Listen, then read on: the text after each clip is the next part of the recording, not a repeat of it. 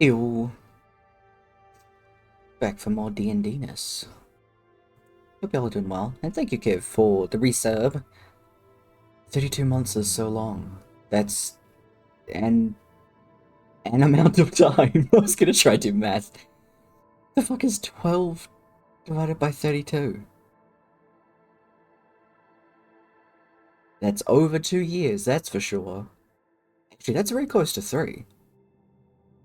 Holy crap. Kev. Buddy. Thank you. 2 years and 8 months. God damn.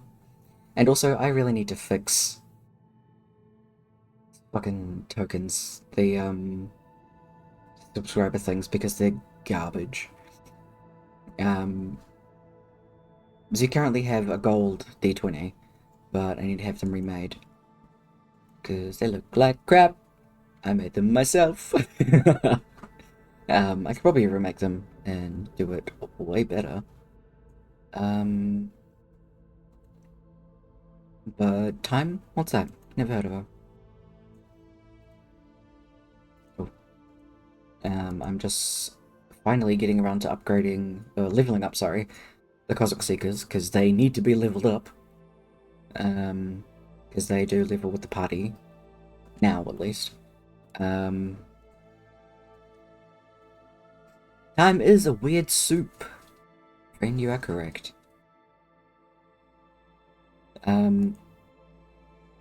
But we're here for session 97. Holy shit. Speaking of time being a weird soup, I think that... Well, I know that for our 100th session, we're going to be splitting it up into 2 pieces, which I might have said last time, but just to reiterate, just in case. So we're going to do 99 and 100, and we're just going to split the session. So I will actually start and stop stream. It'll just be easier that way. Doing it like that.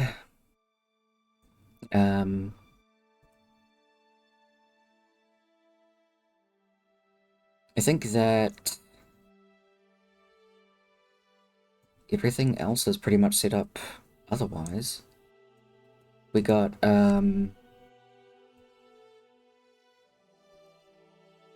we have it in 2 weeks. My god. The passage of time is weird. Still didn't finish leveling Carver. Picking new spells is difficult. But let's jump into all of our normal shenanigans. Begin! Starting off with, the music section is up and running. If you want to check out all of that, you can go to the About Me section in Twitch and click the link that says D&D Spotify music. It'll take you to a massive thing where it shows everything. Massive thank you to all the artists that have put the music up on Spotify copyright free. There we go.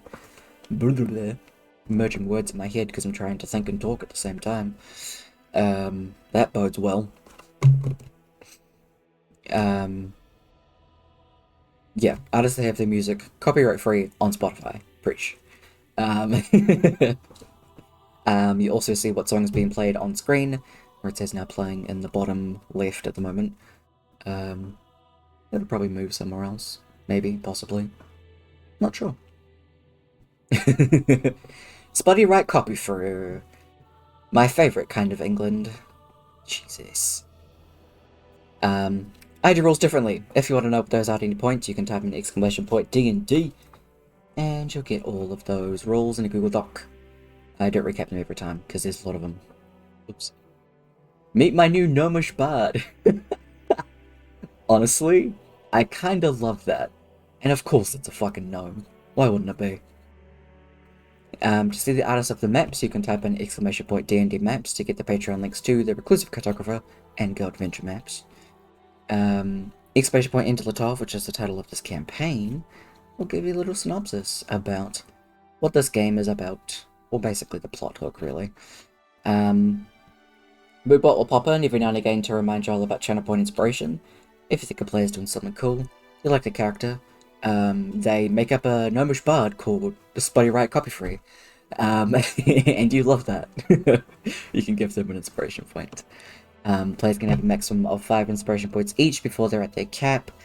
And if you give it to somebody who's already at their max, you go first. You can have your channel points refunded or gifted to somebody else. This also extends to NPCs that are on the player's sides, which there is a plethora of, so take it back. Players that are watching cannot give themselves inspiration is the only thing. We take a break around 7 PM, which is about 2 AM in the Americas, for about 30 minutes, just to get some food, do some things. And lastly, as I'm the DM, I won't be looking at chat. I leave it to my wonderful mods to keep peeps sussed out. In the beginning, the break, and the wrap up, mostly because otherwise I'm already a scatterbrained idiot. We don't need to add to that. Also things like subs, follows, raids, anything that makes a sound is turned off, just as a heads up as well.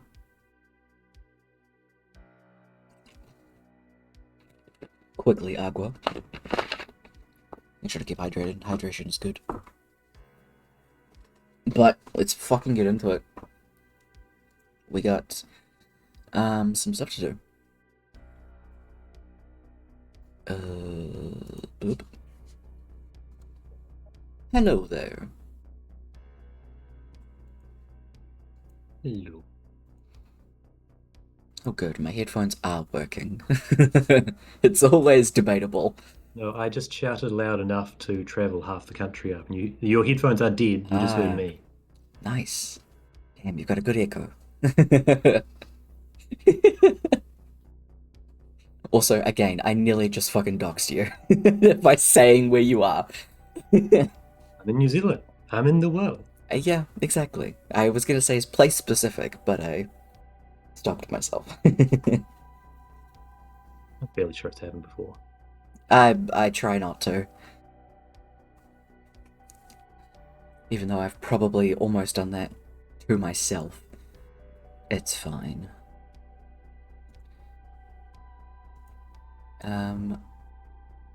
Hope y'all are well. Tuning up on my headphones at least. But let's kick off with tonight's precision character question, which is, what is a texture or sound that your character cannot stand? As I finally take off the start stream thing. There we go.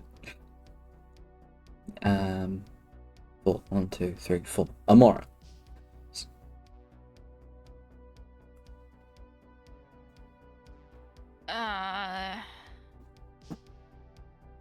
Nails on a chalkboard. Yeah.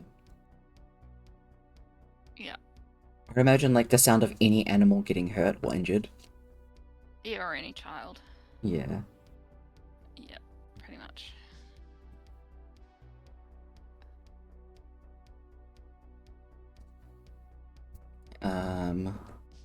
Oregon, so evens. What about Torvik?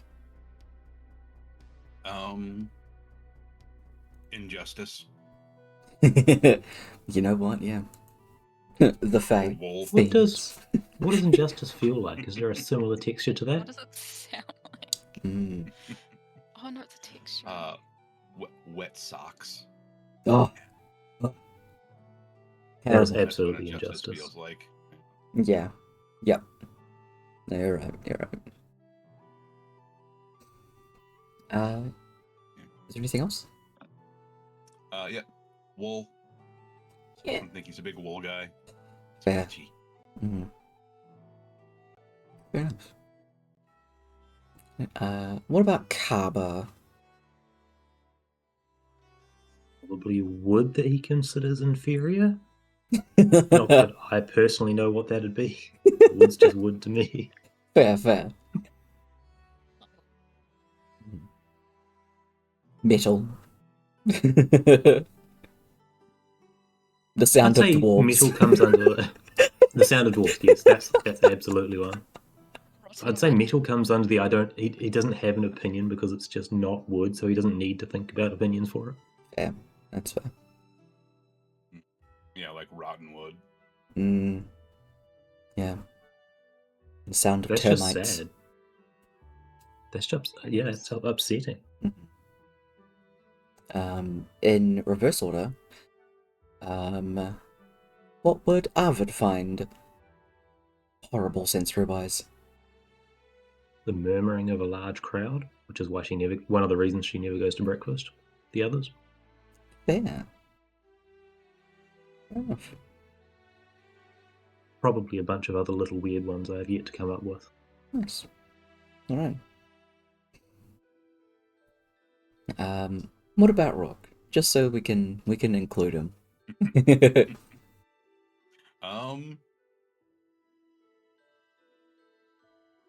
Long sleeves and shirt collars.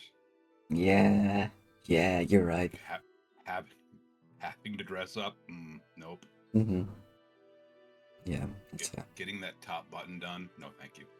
It's the worst. A tie? No. Absolutely. And what about Silver? Darkness. I thought you were gonna say that. The void. The void. What does that feel like? Silence. The sound of silence. Cue piano.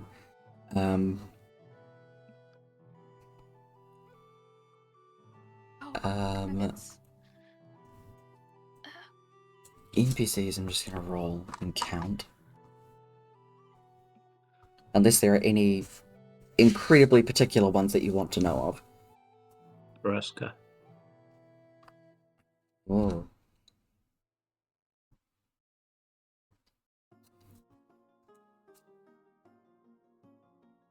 Notably, sound in particular. Yeah, definitely. I think sound that she can't stand is very unfortunate to her job. Is like chains rattling, like very loud chain rattling. I Because thought you were about to say Aegis' voice. no, Aegis. no, not quite. It tends to overwhelm her when she's trying to listen into the rest of her surroundings. Yeah. Texture-wise, I would probably say wool as well. Wool is just like a really just texture. She's not a fan. You get it. Yeah.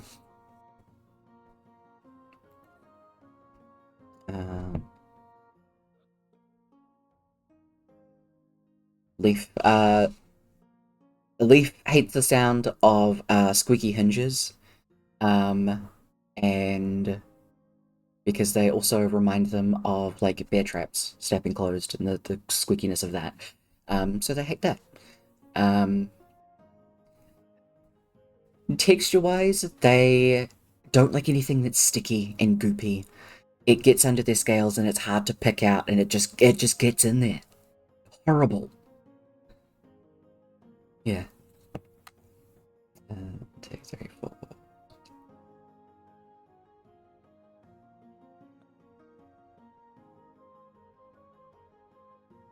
Ooh, that might be interesting. Dolga. What's that sound that Dolga hates? Probably hearing no, because it means he's not allowed to do something. Yeah. But texture-wise, there isn't a lot that bugs him. He's used to working with grease and tinkering with metals and things like that. He's used to most textures. Yeah, he'd probably shake his beard out and there'd be just a mass of like shavings, sawdust, some goop of some kind that he'll pull out and has on his fingers. It's Dolga. Yeah.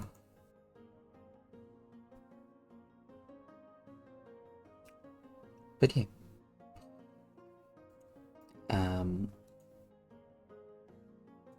Previous session. Session 96. God damn, I'm getting there.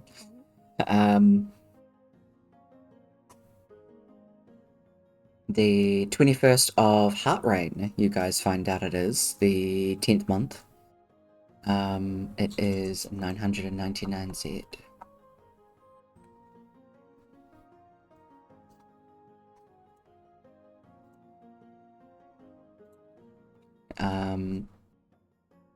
After a interesting conversation, you find out that there is hope for Rook. Figuring out a way to break into Asgard and get him out. We're gonna go on a Rook heist at some point. But first, there's a lot of preparation that needs to happen for a boss fight. Realizing that in order to do a lot of the steps that you guys need to, including rescuing Rourke, involves getting rid of the Overseer. And that is definitely your biggest enemy, and by far your biggest hurdle.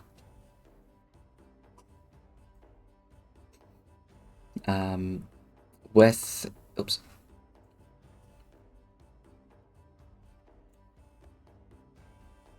The last little bit of the day, there is a very interesting conversation that happens with Charon. Charon. How do you say it? Can you really count it? Can you really count it as a conversation if it's so one-sided? It really is one-sided, but it always has been, and probably always will be.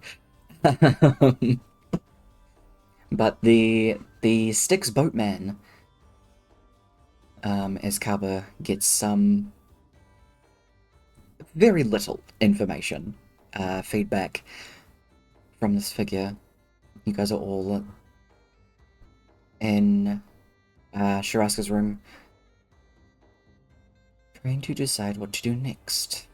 Dolga is working away on his tinkerings with the Feywild cuffs, finding out that he can split the Beholder Eye that you guys got a hold of in half and lodge it into the shackles themselves to give it anti-magic properties. He's just going to be spending a lot of time on that. He will be doing that for pretty much the rest of today and all of tomorrow. So the next day, if there's anybody that wants to do some some buffing to Dolga to help out anyway, we can go through that. But for the rest of your evening,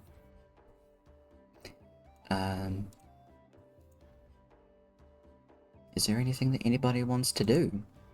You do have now Drakenthorn with you as well. Torv's dad as backup, and also, fuck, Kev, I was meant to talk to you about the other guy.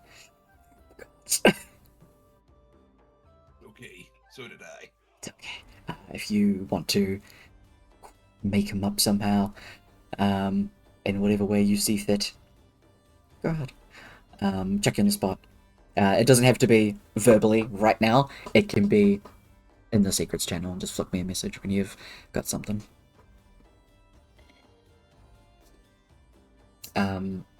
But as for right now, is there anything that Kaba wants to do with his knowledge, conversation? Again, can you really call it that if it's one-sided?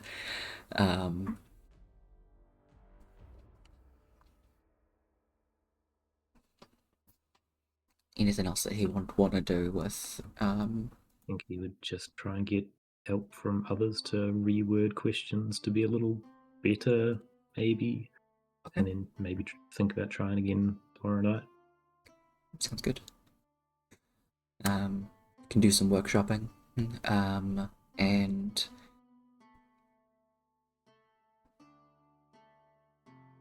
I think having some... Who would be the one that would be able to make that check? Actually, first of all, Lychee's going to ask, How do you even know, like, is this guy gonna be able to help us properly? What even is he? That is a extraordinarily good question. Don't know, I just hung out with him for a while, sailing up and down the river. And I figure that, like, the river goes between a whole bunch of places. He must know a lot of different other beings. Okay. Honestly, he just seemed like the sort of guy that could do stuff. Kind of like how, like, Poison and Clear. why is Claire? The only name in my head was Clara. It's not. Yeah, kind of like how Poison and Claire come across. Hmm. So honestly, no idea. Also, it's just fun to bug him. I mean, that's fair. If we are looking for people to bug, I can try some communes and divinations. I mean, there's also legend laws as well. And I can try and reach out to the demi-deity of death, or whatever death deity can answer, using some other cleric stuff. If we're using everything that's at our disposal, why not put it all on the table and find out what we can? Yeah, sounds fair. Who knows, maybe if we can find out more about what that creature is, we can... Figure out what its finger is and where that went. Has it asked you for it back? Yeah. I did notice that previously that he was missing a finger when I was chatting with him before. I mean, did you like shove it up your nose? Maybe you just have like a finger up your nose and No. it's stuck in your brain somewhere. Brotherin's just like leaning into your face, looking at you. What? I mean, I haven't checked my nose, to be fair. How often do you sneeze? Does it feel like a blockage when you sneeze? I don't think that would be the. I think if it's up a nose, it's in other me's nose. Back in the Feywild, Ah, there's dang stuff it. going on there. I don't think it'll be in this body, unless Bobney got really weird with things. Wait, You think you just forgot? The reverse burned it out of your brain. I mean, I'm good at forgetting. We've very well shown that. I'm just more curious as to why you have its finger in the first place. I didn't know I had its finger. I'm not sure I do have its finger, which is why I couldn't guarantee being able to give it back. How do you find someone's finger? Locate object? Scry. See, that's fair. Does anyone have those spells? I think River has scry. I do have scry, yeah. A few people pipe up, Leaf, Lychee, and who else might? Amora can do locate object if she has a rest. Yeah, that's pretty much exactly what Leaf and Lychee say. What's Bo got? Bo can cast spells. That's not one that she has. Oh wait, yes it is. I mean, I can do it. It depends if it is in a 1,000-meter radius from us. 1,000-foot radius. Needle in a haystack, but I guess you got to start somewhere. Maybe start with the scry option. I think that's got a bigger range. I mean, Ask Wakes how your treatment's going.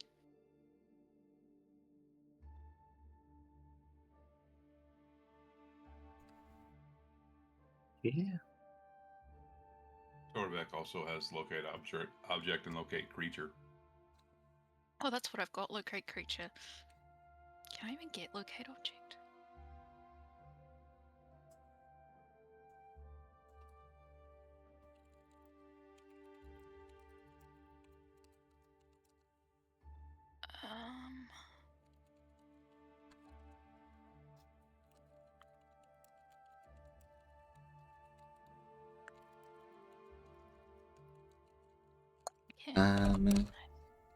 Give me a second, I'm just doing something, for Kev real quick. I'm just gonna randomly decide. Oh no, I do. We're gonna go a cleric, because that makes sense. Oh, cleric.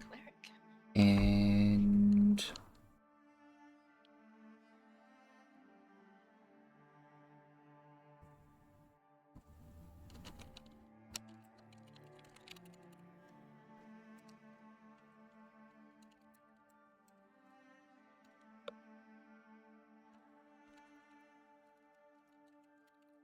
let's go like that. So you can decide which of those are the ones. Sweet. Cool. Just to make it a little bit easier to give like some kind of range. Yeah, like a crayon. That's exactly what I thought.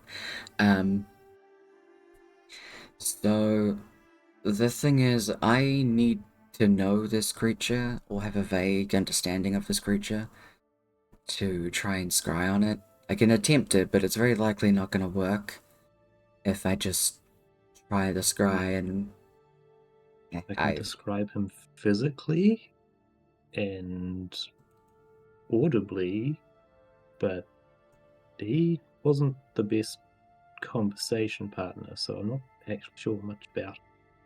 I mean, you know his name, so he could be in the library. To be perfectly honest, I got that name from research, not from him. Yeah. Oh, so was there a picture with your research? No. Maybe one of the mini books in this library is a picture. Yes, this was a book I found outside of Rourke's typical play area. I mean, some non-children's books have pictures just so you know what you're dealing with. I know, this was not one of those books. Besides, I already knew what he looks like. We don't know what he looks like. So Carver will do his best to describe what he saw while alright, sailing. here we go.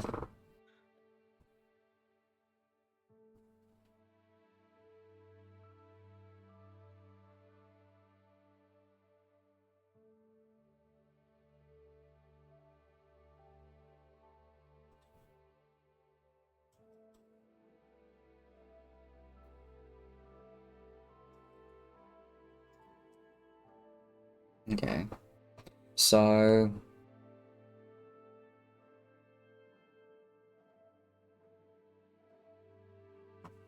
A creature that is on the same plane of existence as you, which already cancels that out. oh, I didn't even read that part. I was reading further down. Yeah. Oh, unless the finger's on this plane of existence. If you, but You it's not scrape for creature. just a finger. Yeah. Hence, is the finger alive? Yeah, it does say a creature, so it wouldn't be up to scry on the finger.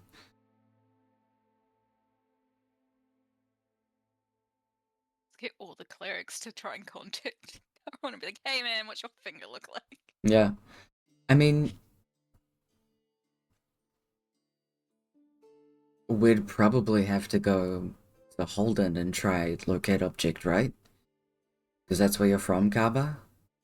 Rivers asks. Apparently. 'Cause that would be the best place to try and locate it, otherwise where the hell else will it be? Yeah, Holden's quite that's- small. That's We fair. could That's a ask- very good point. We could ask Wakes. They might know, considering they've been with you for a while and got their memory back recently. Do ascending to Wix. Yeah. Do we want to try and get Wakes here so we can have a conversation? Because I feel like with our time crunch, us going to the Feywild kinda is out of the question anymore. You guys Yeah. going back to the Feywild, sorry. Yeah, trying to convince him to turn up. Like she's sitting like cross-legged on one of the dresses, as she normally does. So, who's doing this sending? I can do it, but I don't know the guy.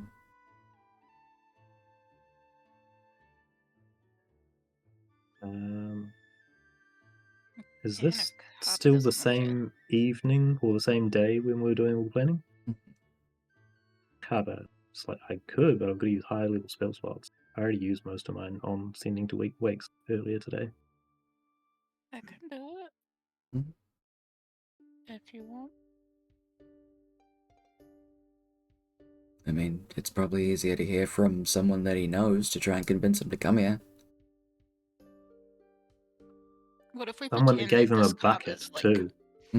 really bad? Say we're in a bucket shop. What if we pretend this carb is malfunctioning?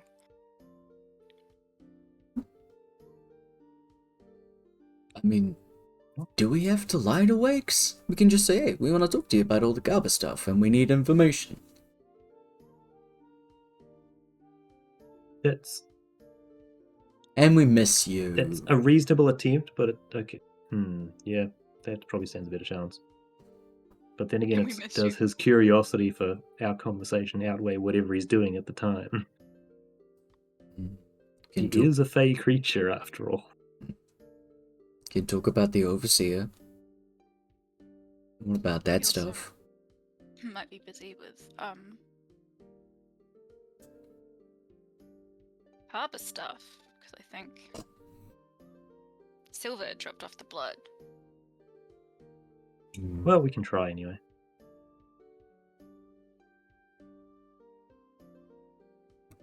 Okie dokie. It's your 25 words. Aha. Wakes. Can you please come talk to us? We need information. We miss you. Also would like update on Carver. I think that was 25. You get a... It's the part about the buckets. Dead. You get a reply pretty quickly. Just saying...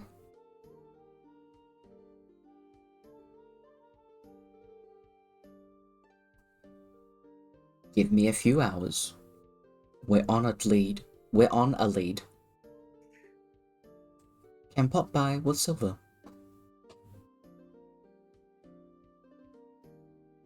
Aw, thanks. Him and Silver are gonna pop by in a few hours.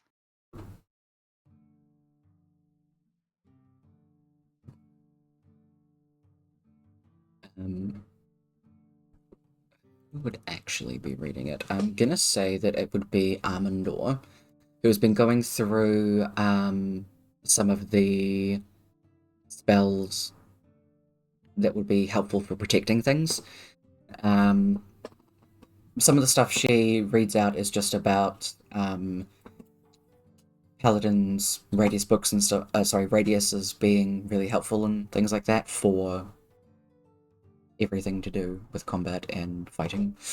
Other examples can be heroism, Hero's Feast, Beacon of Hope, Protection from Evil and Good, Warding Bond, Death Ward, Regenerate. Two that she does mention is a spell called Motivational Speech. It is a 3rd level spell for bards and clerics. Up to 5 creatures that can hear you. You can gain temporary hit points to creatures and advantage on wisdom saving throws. If an affected creature is hit by an attack, it has advantage on the next attack roll it makes. Only if it has its temporary hit points, though.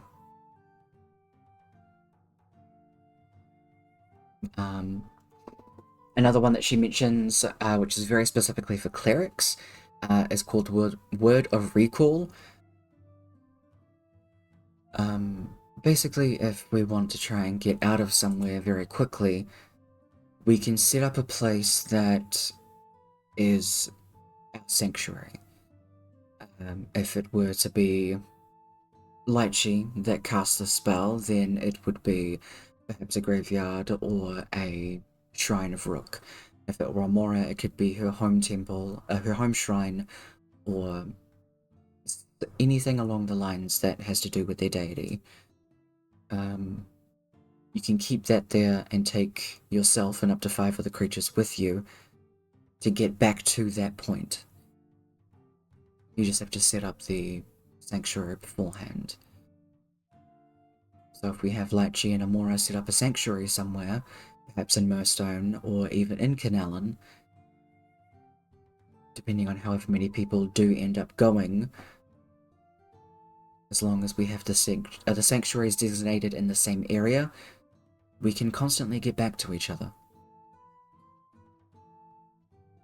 It is a 6th tier spell though, so you'd have to keep that one free or higher. But I feel like that would be quite a useful one to keep a hold of, just in case we need to get out of somewhere quite quickly.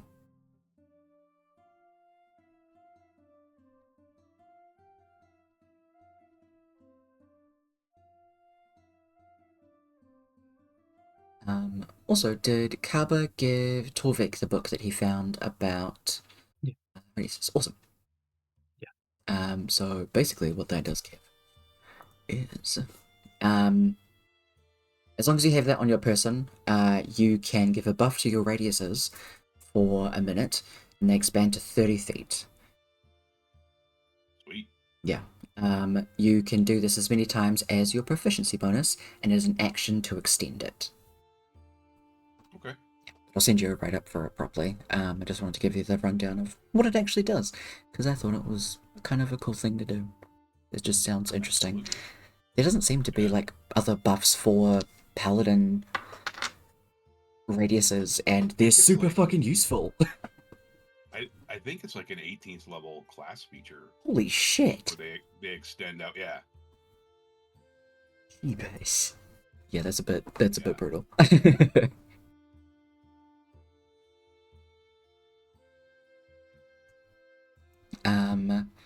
Yeah. At 18th level, the range increases to 30 feet. Wow. Oh, you get that early. Yeah. Hey, we'll take it. The other thing that Amandor reads out is about stacked enchantments, or items that have already been enchanted. If you want to add on extra enchantments for items that have base enchantments, it does depend on the rarity as well as the tier level that the item is. Say if you have a tier 3 sword, you can add an additional 2 enchantments to the sword itself. Because another 3 on top of the sword itself, because the base enchantment is that it is a tier 3 sword. But you get 3 more on top of that. With other things like the shackles and things like that, that depends entirely on rarity. I have a feeling that considering our shackles were given to us by the Fae, a very high-tiered Fae court, it may be able to hold at least a couple more enchantments on top of it if Dulga were to enhance it further. So that's also something useful that we might look into if there's any kind of ward that we can put on the shackles themselves so that one caster isn't singled out to do the force cage on the Overseer.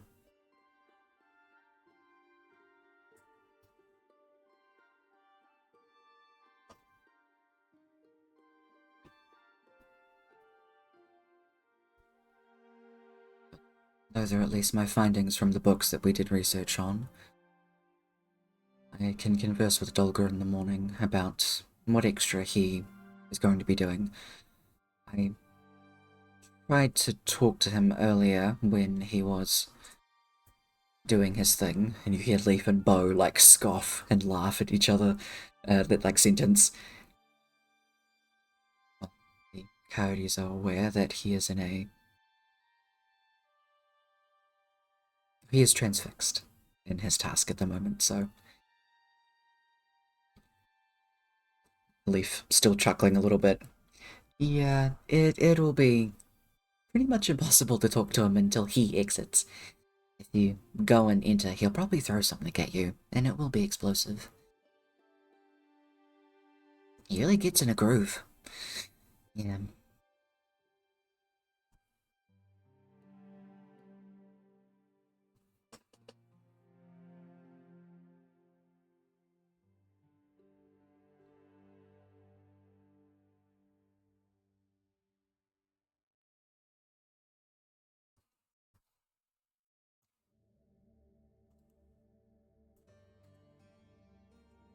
Lechy who says, I've still got a couple of spells that I can use at the moment. Do you want me to find out what the creature is, or do you know what it is, Kaba? Not the foggiest. Mhm.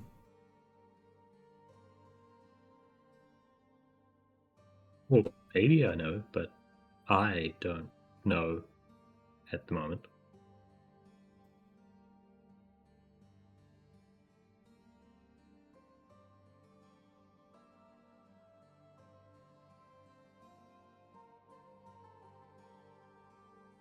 So, Lychee has Divination, Commune, and Legend Lore prepared.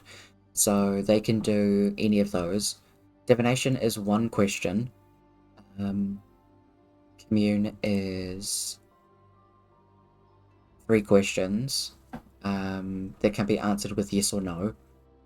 And then Legend Lore is you ask about something specifically and you get information about it. I mean, if anyone can word a question well enough to actually get an answer, I can just keep repeatedly contacting Charon. Yeah. If we want to try and get his own information out of him. I'm just bad at wording it. He always comes back with ugh, or yes, or no. Maybe he just doesn't like copper. I refuse to go down that route. Mhm. Maybe he's like, That's not again.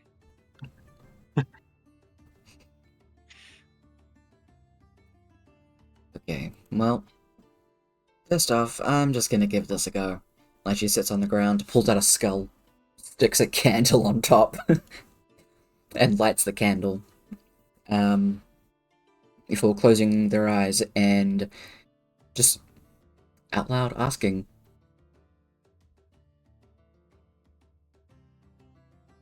can you show me where this thing's finger is?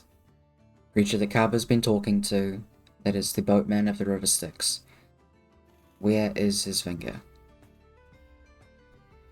And just gonna try and do Divine Intervention. Has to roll 16 or lower, we'll see. We might as well just give that a shot. Nope! The candle just goes out and Lecture goes, nah, it was worth a shot. Okay, next spell. Pulls out different stuff.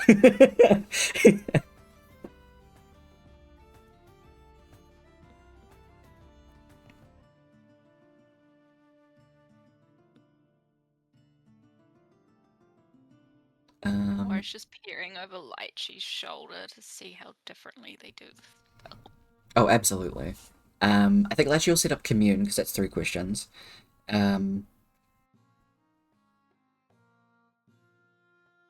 Is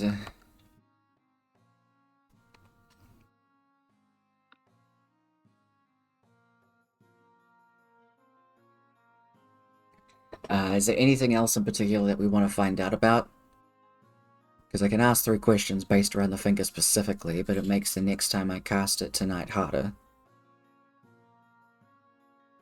Do you know who's answering these questions? Not a clue. Cool. Sometimes you get a feeling. Yeah. A lot of the time with my ones, it's just a cold feeling. Dead stuff. If it feels Eevee? If it feels Eevee. Feels evil and oily? Get out. Yeah. I would imagine so. I haven't had that happen yet. Nope, it's the first time for everything. It's not pleasant. Yes. You see, let you pull out a couple of other things. The candle, the skull candle, is still sitting there. Lechi sets up a couple of different things with a couple of other skulls. These ones looks to be like birds. The original skull is actually like a very small humanoid skull. And all of the skulls that Lechi pulls out has little etchings on them that are filled in with ink. Just little necromancy runes and divination runes.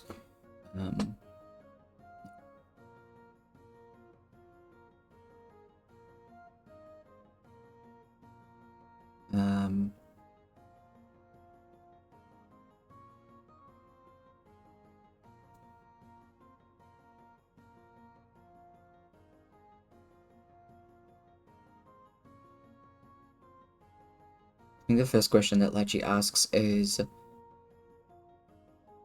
the finger on the material plane?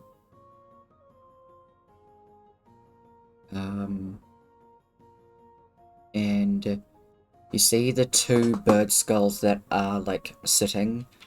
They're facing inwards towards the skull. They both point upwards. They just turn. Lechi nods. Is it in Kaba's hometown? You see them both move to the side and point the same direction. Okay. That's good.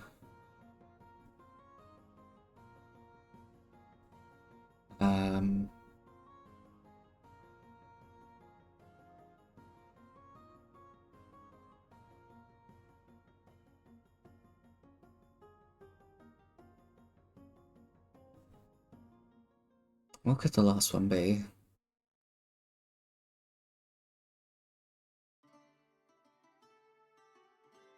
Will it be hard to find? Is it accessible rather than like buried 100 feet underground or something? Is something protecting it?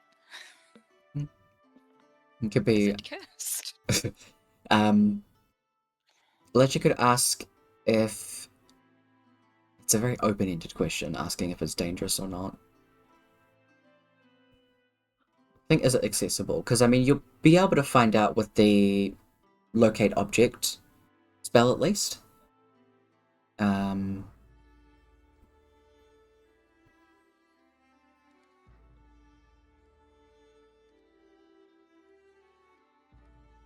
Yeah, which one do you guys think would be more of a better a better question to get an answer for?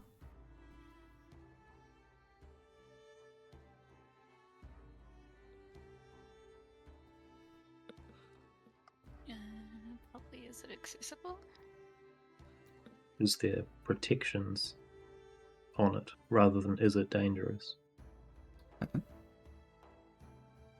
Will it kill me? If I touch it, will I die?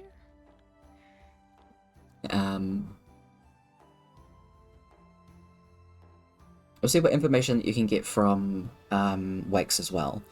But I think Lechi will ask is it accessible? And the two bird skulls turn and point in the same direction. Okay. You see the candle start to flicker as it goes out. Well, the good news is the answer was yes to all those questions. So, it is in Kaba's hometown, and it is accessible. Luckily, I think we can just go there and pop up a locate object once we get some info from Wakes. At the mention of Wakes, there is a poof. And you see just like a bunch of sand appear on the ground in a little circle around Wakes. Oh. I'll clean that up. And just kind of waves his hand like this, and it all goes away. And just like swirling up into a little pocket that they have. Alright. You were asking about something. Also, it's so sweet to know that you missed me. I'm glad to know that I'm valuable to your cause. I do have the body of your friend, so that does help.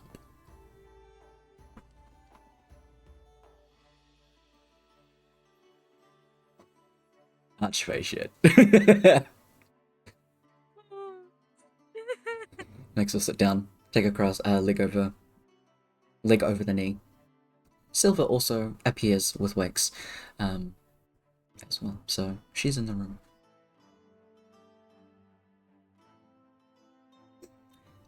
The very good news is that with the help of Silver, we were able to filter out a lot of the sticks in Kaba's blood.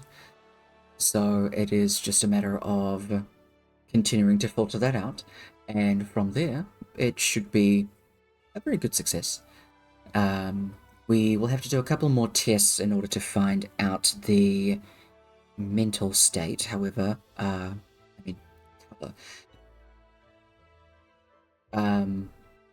what did you have for breakfast yesterday?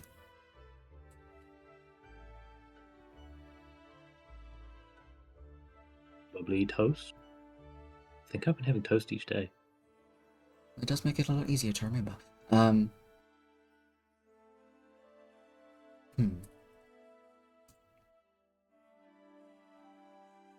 Well, at least your short-term memory isn't affected, so that's great.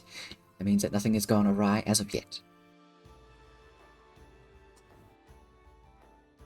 I like the fact you put a qualifier there. There's still room. Oh, there's always room. What can I help you with? We've lost a finger, and we're wondering if you might have a clue where it went. Oh, just find a finger-shaped rock, you'll be fine. Super glue works wonders. Wonder if Karen would accept that. Oh, you're not talking about yourself, are you? I'm afraid not, no. Ah, what is this Charon? He paddles the boat on the river Styx. And apparently I took his finger, not that I can remember that. Seeing as you spent so much time in my head, we were wondering if you stand a chance of remembering that.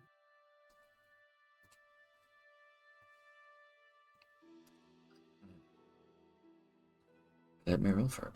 Where the fuck is this thing?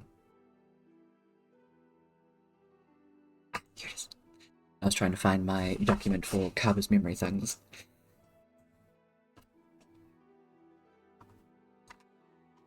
Give me a D20. Does in fact have a character sheet. Holy shit, I forgot about that. Yeah, that thing was terrifying. Yeah. Ooh, that's really good. Well, damn. Not only does Bobney remember seeing that at some point, he remembers what it is. Ah. Yes, you had a very interesting run-in with a creature called an amnesia. So that is what your Charon is. Copy this. There we go. You obviously tell you what it is. See, the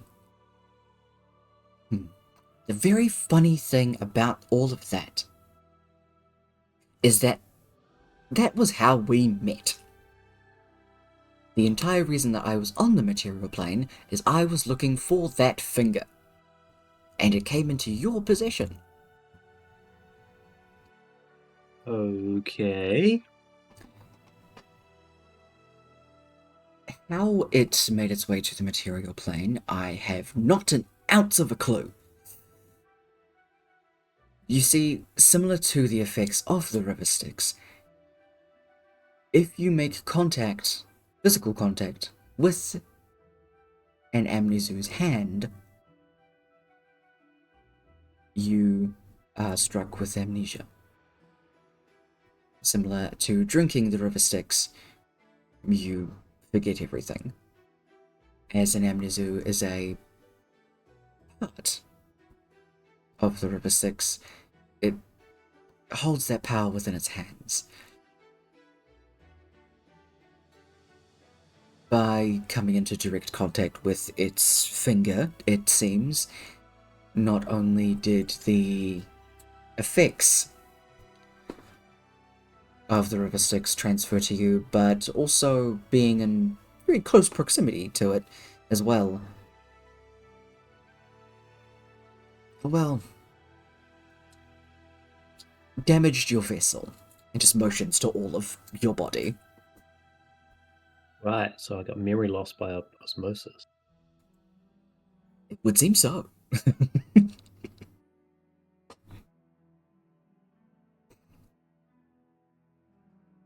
um,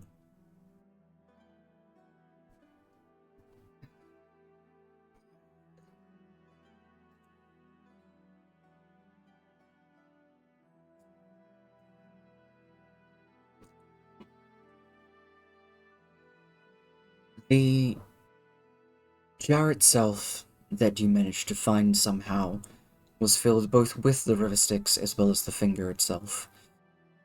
When you spilled it in your workshop, and that's when its effects took place. Not only did it sever various parts of your mind and corrupt parts of your body, it also very violently severed your connection to the weave. I felt incredibly responsible for this, hence taking up your connection with the weave myself.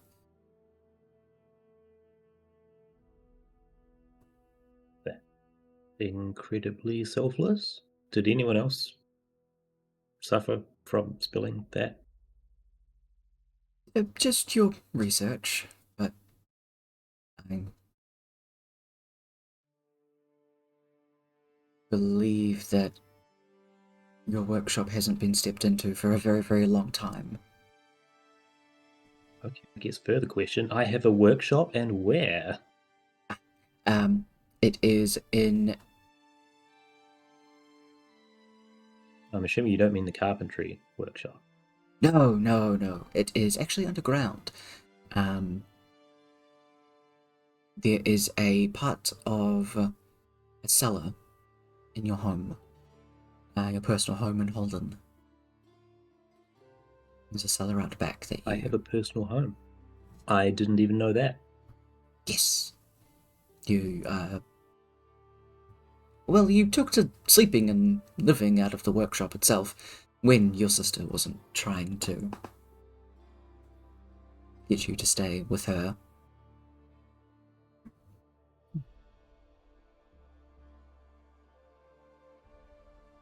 Okay. That's as good a place to start as any. Good luck with your endeavors. If you do run into the amnesia, do not let it touch you. This has been an endeavor. To be perfectly honest, I suspect he might be trying to avoid me, so that might be less of a problem than it is to most people. I suppose it all works out then. Was there anything else that you all needed?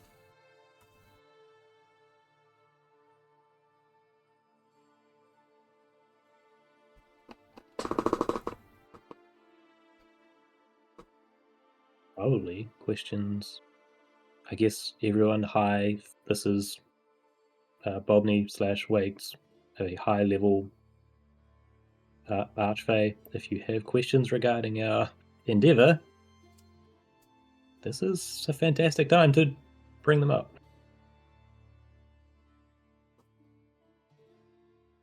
So how hard is it to get a soul out of Asgard?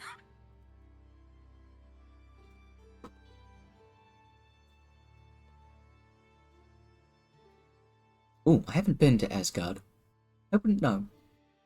There are not very many people that I know of, or, well, care to know of, to go that far.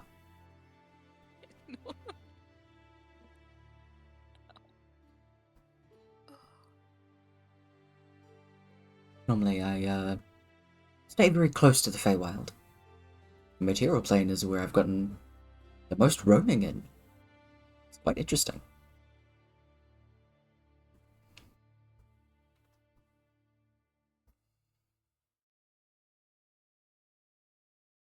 Um,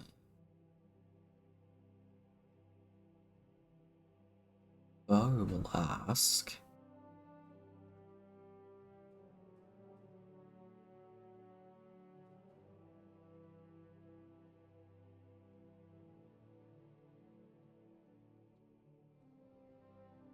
If we were to ask you to magically enhance some shackles that we have, they are fey in nature, would you be able to do so? Make them perhaps a bit stronger or just in general more resilient. We have a very difficult foe that we need to put them in, and I believe that a fey creature of your caliber would be the best at, well, enhancing these shackles themselves.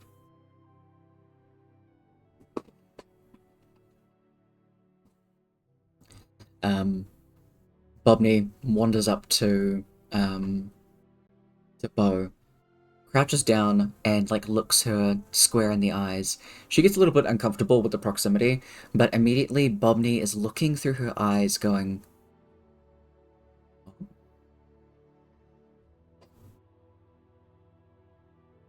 I can make you a deal. I don't know why Wax is now talking like her. I can make you a deal. I mean, he was a copycat for a long time, so It that re- it kind really- of makes sense. It does.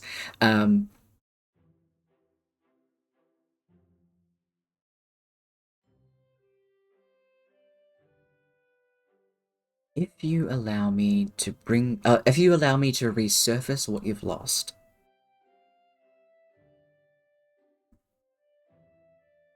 Bo, like, what does that even mean? I'm just asking you to do magic on some shackles. This has nothing to do with my loss? What are you talking about? He like glares into her further, like eyes massively wide. Yes, now I can see it. There's a very significant part of you missing.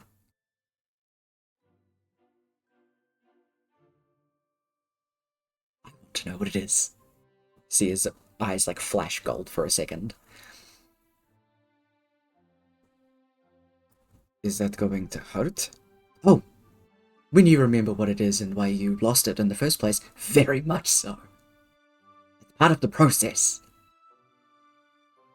I don't think I want to do that.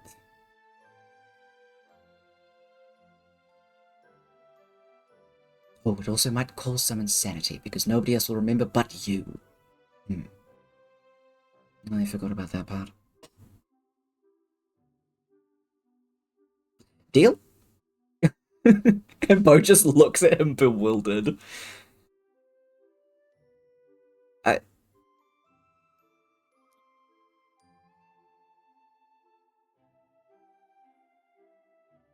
How effective would it make the shackles? How much can you guarantee it?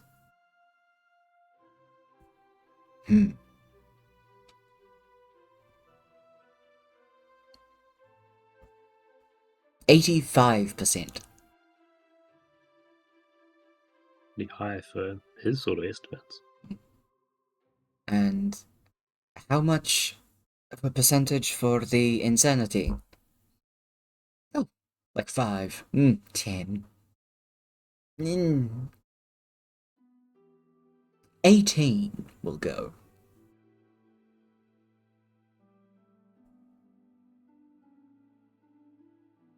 Bo, like, looks around at everybody to try and gauge, like, hey, is this worth it, guys?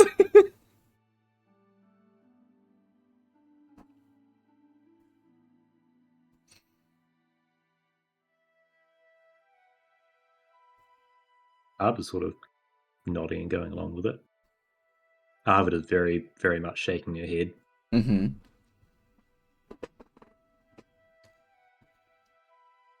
Laura's kind of like, do you want to be potentially insane? It's not that fun. I mean, could you make me not insane afterwards?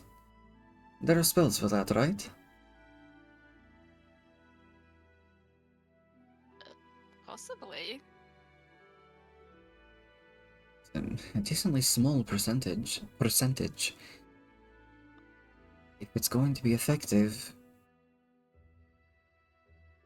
I wouldn't mind.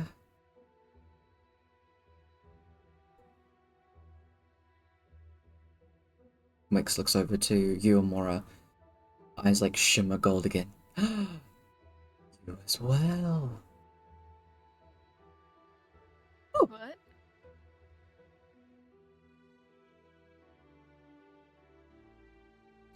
Almost another tiny one as well, but this is a significant one. And a very small one. Interesting. Poppy is now like looking around at all of you, just like squinting, walking up to people being like inches within their face and just looking at them. And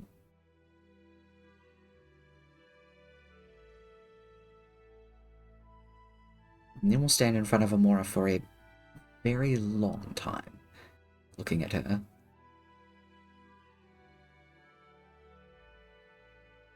The shimmering gold that has been happening every time Wake steps up to somebody, the shimmering does not stop as he stares at you, Amora. There's just a constant, like, flittering of his eyelids as he's looking at you and going, oh,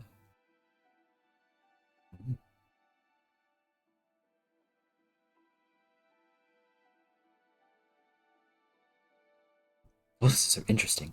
I have my next task. I don't want to be a task. How about experiment? Doesn't really sound very nice, does it?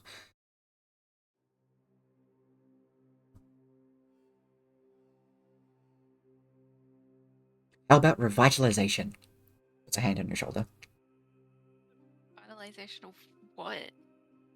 What you've lost, you'll remember.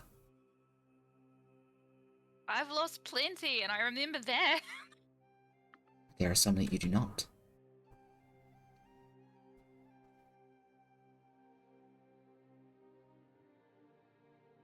How do you even know this? There are holes. There are holes in your heart. Yeah. He spent a long time in my head figuring out what different parts of memory look like. Hmm. But now he's looking at my heart. Yes. No, this is very heart specific. Your heart has memories of its own, I imagine. Well, your heart has connections to people. I love that. That's so good. Those that are Yeah. connected to you in very certain ways. Yes. Mora, make me a religion check. Oh man. Being a love cleric.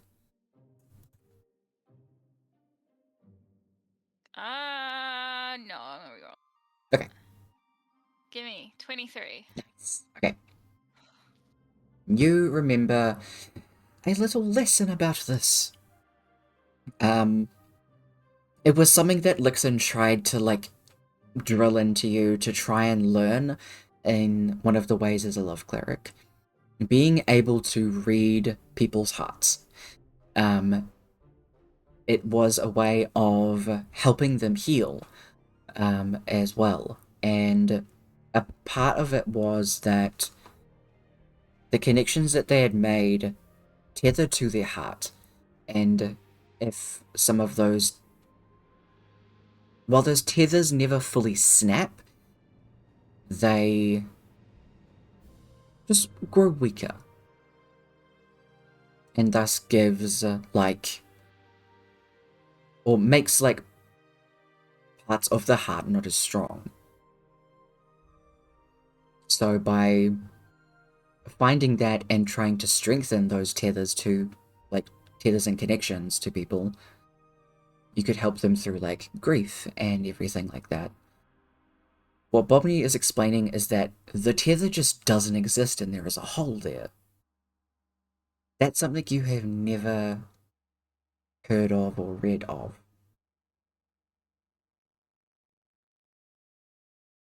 That's not possible. You can't Yeah. just have a hole. You do. But I shouldn't. It shouldn't be possible. You have a significant one, unfortunately. And then there's a very little one.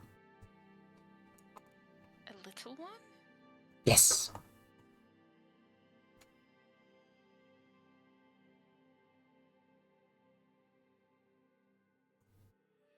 Tyler was trying to find something to see if there might possibly be other ones, because I don't know. Guys, who did we erase again? Sorry. Just watch Bobney single-handedly undo the damage that the Overseer did just through a curiosity. Yeah. The power of curiosity. Ah, here it is. Oh, the overseer's just sitting there like, fucking Faye. Yeah. No, absolutely.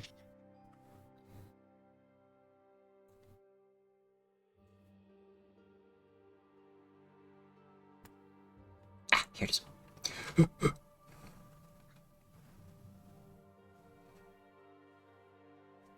Yeah. A decent one and a small one.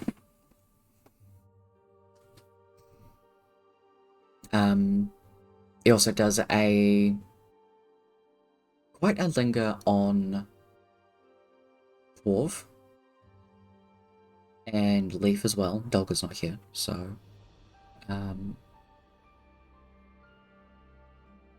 in a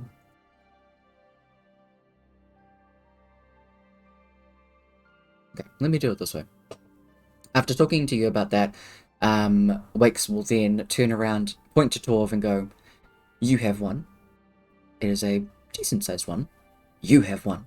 It takes up most of your heart," he points to Bo. Points to all of the Cosmic Seekers.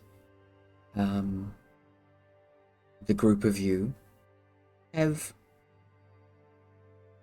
I would say, a medium-sized hole. Points to Kappa. It was only a small one, although it is hard to see, which is why I will have to double-check with your original form. I thought it was more of a chip, but I might have to check properly. Hard to tell. Can you fix them? It is a chip. Tell me how it tastes. I'll let you know.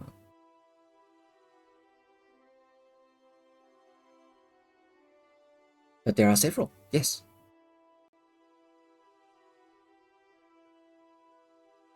But you can fix them. I can try to fix them. 18% madness. I'm already partially mad at times. What would you want? You get in really mad exchange? sometimes.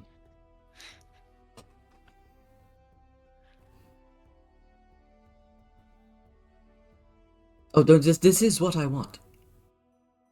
What do you want?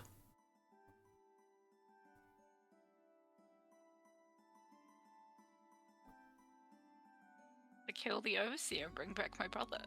Ooh, hefty ask. Try smaller. You can't wish for more wishes. Maybe kill the Overseer and bring back a little rock? I can bring you a baby. souvenir. Wait. Bring back Rourke and make the overseer a baby. Oh, okay. Can you just make the overseer a baby? Just drop kick a child. Are we gonna kill a baby? Where is it? I know I have things. No, I know I have things to make me harder to hit. Mm-hmm. I don't know what they are on my person right now. What is this? What is your idea? Just to enhance them so it's harder for them to hit me. I don't want to die. Okay.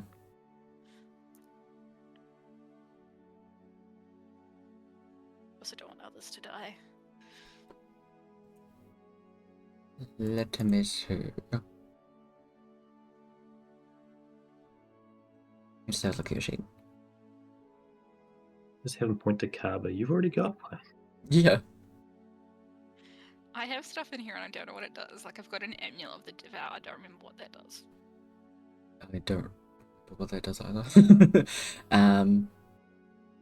Probably have to look up a couple of them. I for some reason can't find my armor. Even though I know I have it.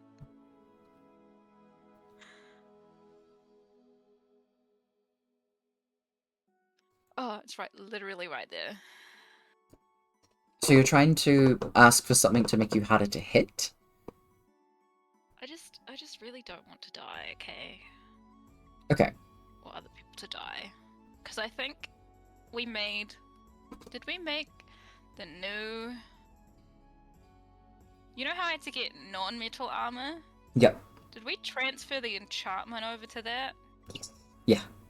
We did. Okay, I have forgotten that fact. Okay.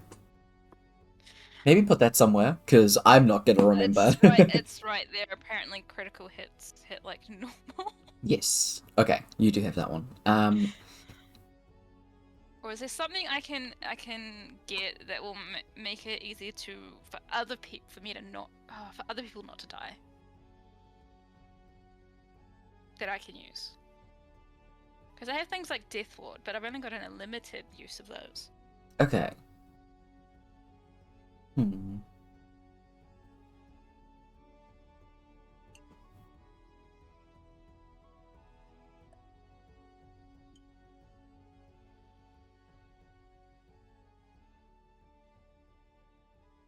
I would say, in that case, Wakes can...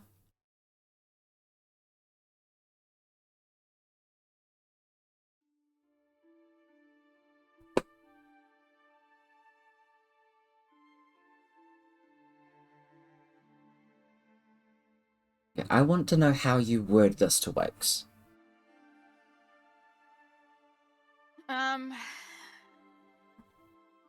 So there can be like multiple interpretations of it, and this is a fey fuck.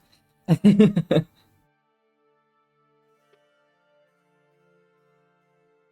gonna be like, okay, so I have this spell Mhm. called Death Ward, but I can only use it on 3 people. Technically, I could use it more, but that's not the point. 3 people in that spell range. It always brings them back up to 1 hit point.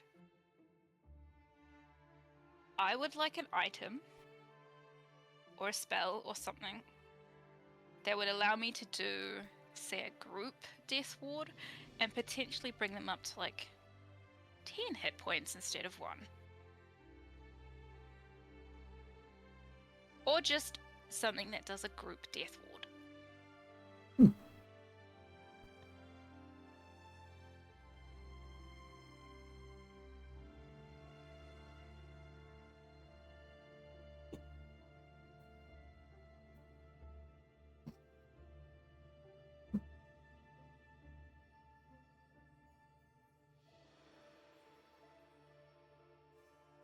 I will say this is quite a hefty ask. Let's see what I can at least do.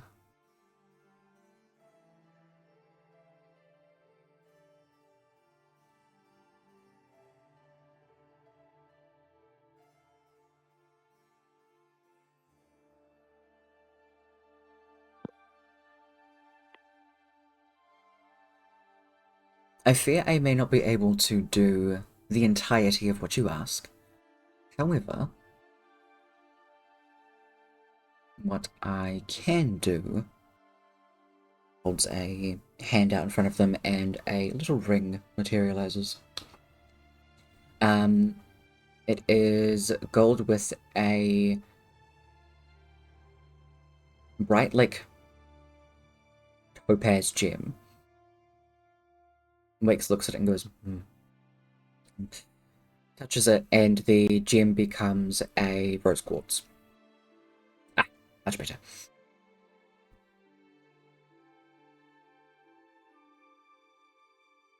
How about we do this instead? This will give you an additional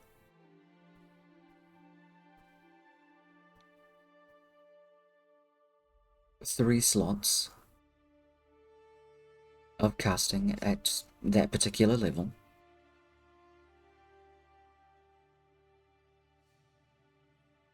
You will still have to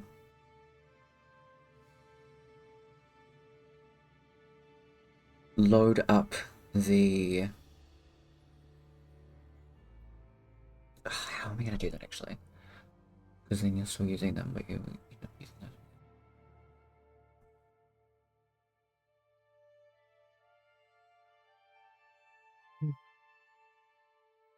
I have an idea. I'm just gonna message you behind the scenes for this one. Okay, perfect.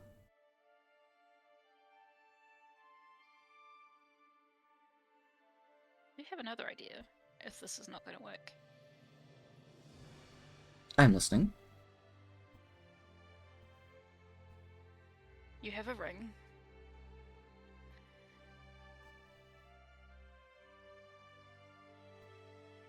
Could you enchant it so that it would protect one person multiple times?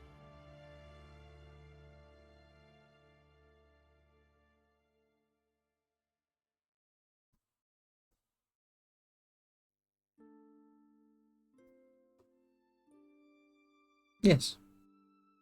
That would be doable.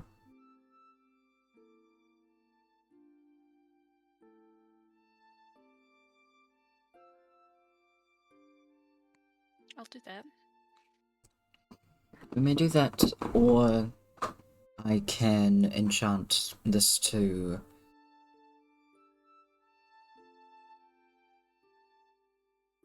have the Death Ward spell if you wish.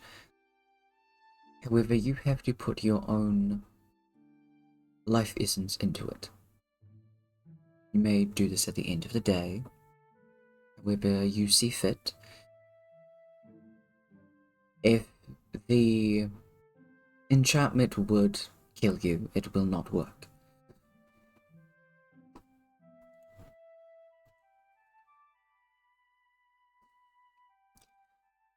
And Wait, what? so, mechanics-wise, what I'm thinking is you have 3 Death Wards into it, and you can get each of those Death Wards by giving your own hit points to get those Death Wards. Okay. Instead of them going up on 1 hit point, they'd be able to roll a hit dice, one of their hit dice, to come back up. Okay. Yeah.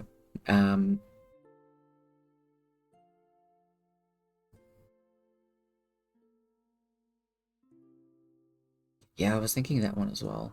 The one that you sent, Ece.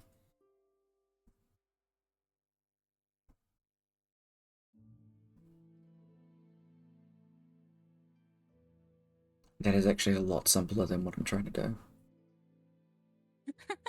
Yeah, I was initially thinking like powers and stuff, but then thought of this one. Yeah, that's easy enough math for Tyler. Yeah. No, that is actually way easier. Okay, scrap that. We're gonna go with Ece's idea because I like that one a lot, actually. Thank you for the idea. You do still have to load the charges to get Death Ward, but you can use whatever level spells to get it, because Death Ward is a Fourth. 4th, yeah. Fourth? No, yeah, actually. So you can load, like...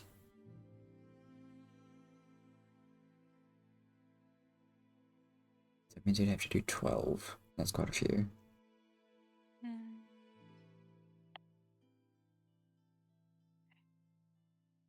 Hey, Carver, want to teach me blood magic? Do you say that in character? No. Um, I don't think she knows anything about Carver doing blood magic at all. essence thing is kind of interesting. Yeah, because I feel like Amora is a very like selfless person.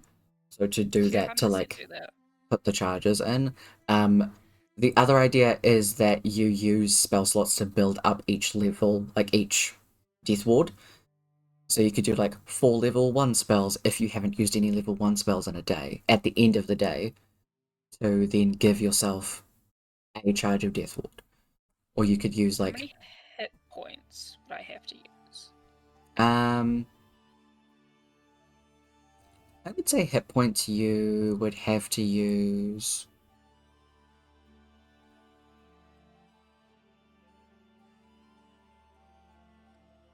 Try not Wait, to how make many it hit too points do I terrible. have? I think you have 112 it was. I mean, do like 25. Yeah, I was thinking like 30. I was gonna say 40, but I was like, no, that's not. That's way too much. To get 3 charges. Because it's. Still a decent amount. Okay. We'll do it like that. We'll do 30 hit points to get a charge of Death Ward, and they can use a hit dice. Sounds good. When they go down.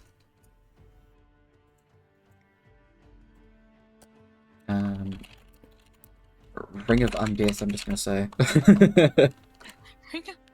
It's the ring of Undead. love, guys. I gotta Yeah. sacrifice my own hit points to protect you. I have a feeling some people are looking at it more right now, like, what the fuck is wrong with you? Yeah, Just like a delayed life transference, isn't it? exactly. Pretty much. And I love that spell, so. The charge is used, and they can roll a hit die.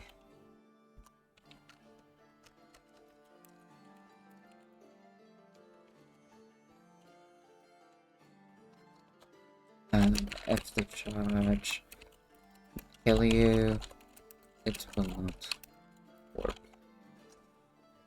I can expand on that more later, but I just want to get it down so I remember.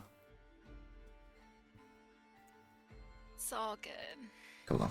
Where is it? How does Torvik feel about this very blatant bargaining with this archfey?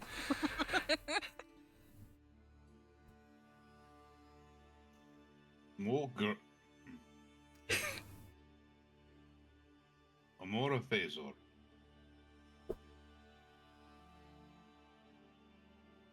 This is very dangerous.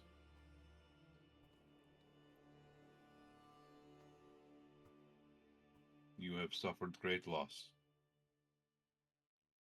Do not let your grief drive you down a road you cannot come back from.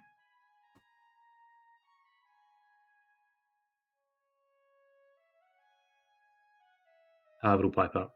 Yeah, argue for more.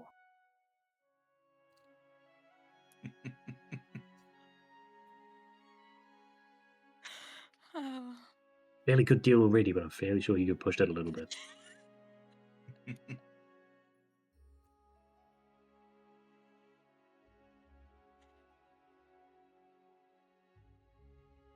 I think I'll do there. Mhm. Ah, yes, I understand. This microphone is really good. Yeah. I'm really thinking. I think I'll be just fine. If I have to sacrifice some health at the end of the day to make sure everyone is protected, then I will.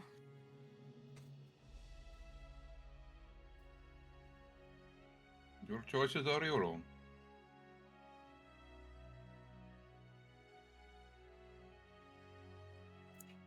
I know something of what grief can do to someone.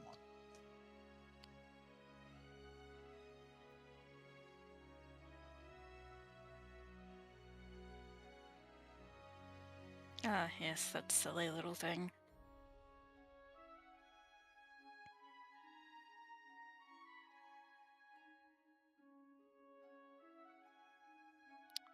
It'll be fine. Millen asks from behind Amora. If she does go mad, and we try to reverse the madness, does that revert the memories that you bring back to her? You hear Wakes go, snap. It would.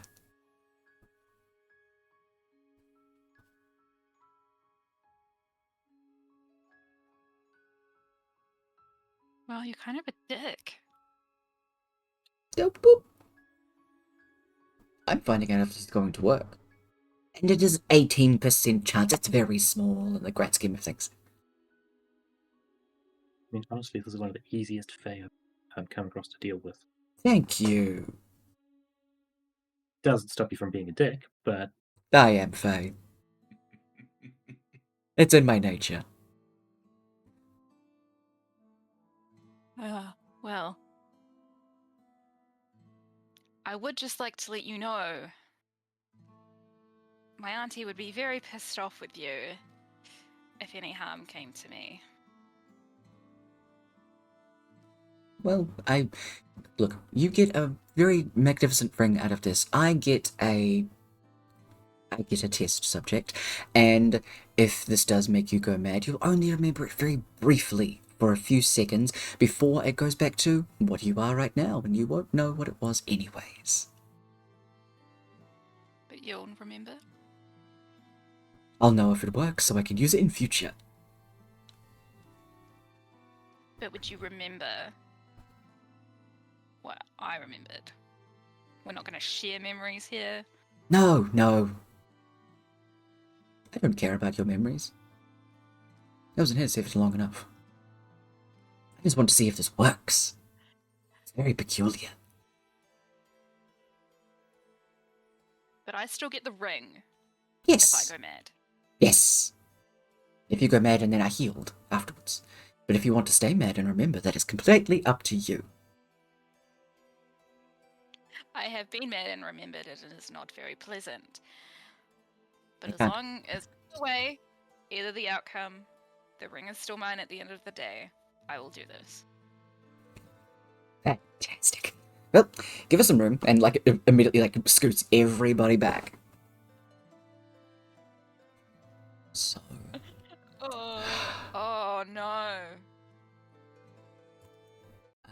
what happens is... Is this a saving throw? No, it's not. The only thing that is a roll here is Brooke is going to make a D100 roll to see if she rolls within the madness, but not yet.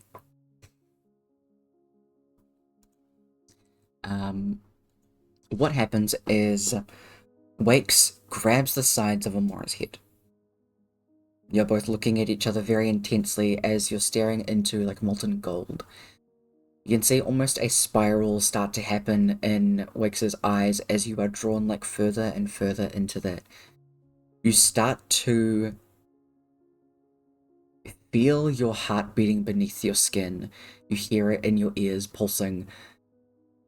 And as you do, you can almost see the visage of your heart that Wakes sees. And you can see there are tethers and things in it, and there is a pretty decently sized hole that is in it, and then a very small one on the opposite side. You see your heart beating as it does. Very slowly, those holes start to close. The smaller one first. And you are hit with memories of a white-spotted tabaxi, a Tempest cleric of the Wildstorm, Agile Lights. You remember the arena that you both went to go and fight in and kicked ass in when a lot of people had said, just the two women clerics, sorry, female adjacent clerics, they need protecting. And you showed everybody up by winning the tournament. There are moments of just the very small interactions that the two of you had, then the bigger interactions where you two fought, everything on the beach and everything like that that happened, and learning about Lights Past, and then a lot of other just like sprinkled in memories. The bigger whole starts to fill in. And that is a significant influx and overwhelming flood of emotions. Where those family dinners with Rourke and Lixon, who you now can't stand to think of, you now see the empty chair at the table gets filled in with a furbolg woman who shush gives you some more potatoes on your plate. Times when she'll go and tuck you in and things like that, where she'll just slowly start to rebuild the memories that you had with Lixon. And you also see those little bits in the background with Rourke and Celery, and how close that they were as well. Getting all of those memories come back about Zori, and you feel your heart ache incredibly at the thought of those memories were taken away. And I thought that the home that I had lived in was complete despair, but she was there and she made it easier.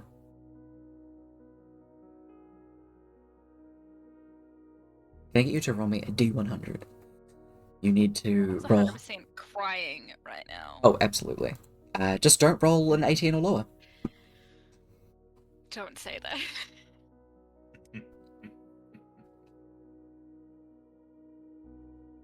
Oh, so close, that's terrifying. You start to feel your head ache as there are like pulses of a migraine coming on as you're flooded with all of his memories at once. What is Amora doing with all of this, aside from crying? Crying is a free action. Crying is a free action. Yeah. As the memories come back, she probably would have gasped out Light's name, just be like, Light. Just gonna know what she's talking about. Mm-mm. I guess a bunch of others would probably look to Silver. She is Exactly. a light. Yeah, exactly.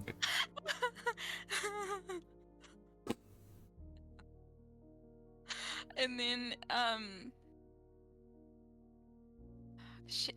this is painful, right? This isn't. There's just a lot of aching. It's not incredibly painful. It's like getting a blood test. There's a brief, like, sting of pain, and then it's like, oh, okay, it's over.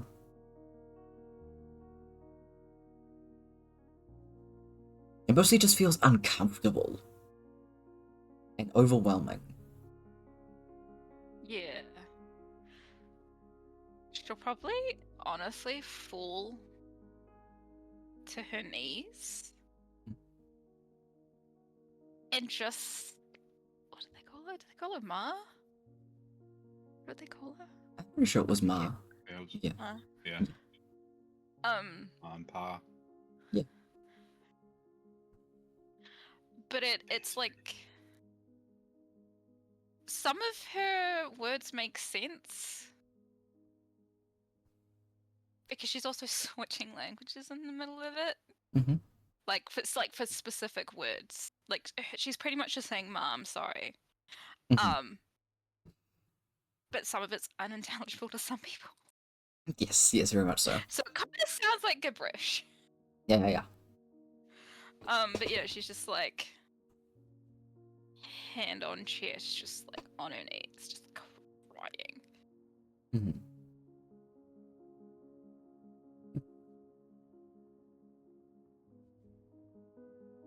can see there's immediately Merlin kneels down next to you, wraps an arm and a wing around you. It's just kind of like comforting you. The head is still aching, but it's slowly starting to subside. As you kneel there and just have all of these memories coming back. Walking you and Rook to school. Making sure that you had enough vegetables on your plate to make up for the fact that you didn't want meat. Making sure that you were still getting all the nutrients that you needed because you were a grown girl. All of that stuff. And little like trinkets that she bought you and little pastries, and you'd do baking together. Just like a bunch of different little things. The ache that you feel like in your chest, that doesn't go away. It's because a lot of these memories involve Rook, and that is still painful. Hey. So it's Does those. she remember why the memory was taken away, or by who? Does she remember why she doesn't remember? Ooh. I think they were told what would happen if mirrors broke. Mm-hmm.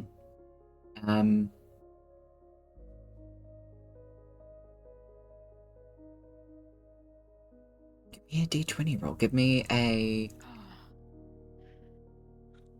Would it ever be a specific skill? History? I'm gonna say perception check. You're trying to look past like all of this pain and everything to see what you see. Am I able to re-roll this if I roll terribly? Yeah, that's fine. Okay, cool. Yeah. Watch the deal with the seer come through. Nice. Ah, shit! I closed my character sheet. Don't do that. So you got a 22. You also rolled a 1.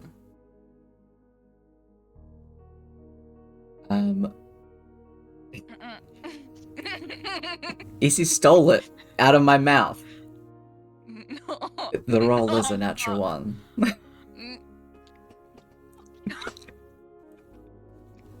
God damn it. You've got so many to get through. Yeah! Now you don't have one I know. hovering over you. Rourke has set a bad precedent. Now Tyler's going to be like, I need to get through them before she dies. Yeah. This is 2, so... You had 3, now you have 2. You got space for another. Yeah. God damn it. As you... Can she take another deal? It's amazing. I remember this. I do unfortunately believe in our rules that we have it. You can't re-roll it and you can't make a deal. Actually, it says that nothing can change it. Can't make a deal with a deal? Yeah. I mean, I have more deals to cancel out than you do to make, so... That's true. Unfortunately. It's fine. Yeah, You can always ask someone else. exactly. But that is what you remember. You can't quite place why. Or how they vanished.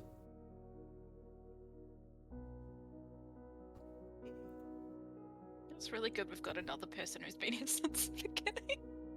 Yeah. Mm-hmm.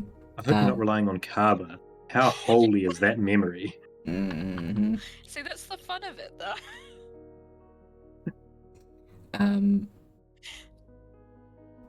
So you remember this, and you see everyone is just looking at you in concern, trying to figure out, is she mad, or what's happening? I Merlin. hope they ask Wakes.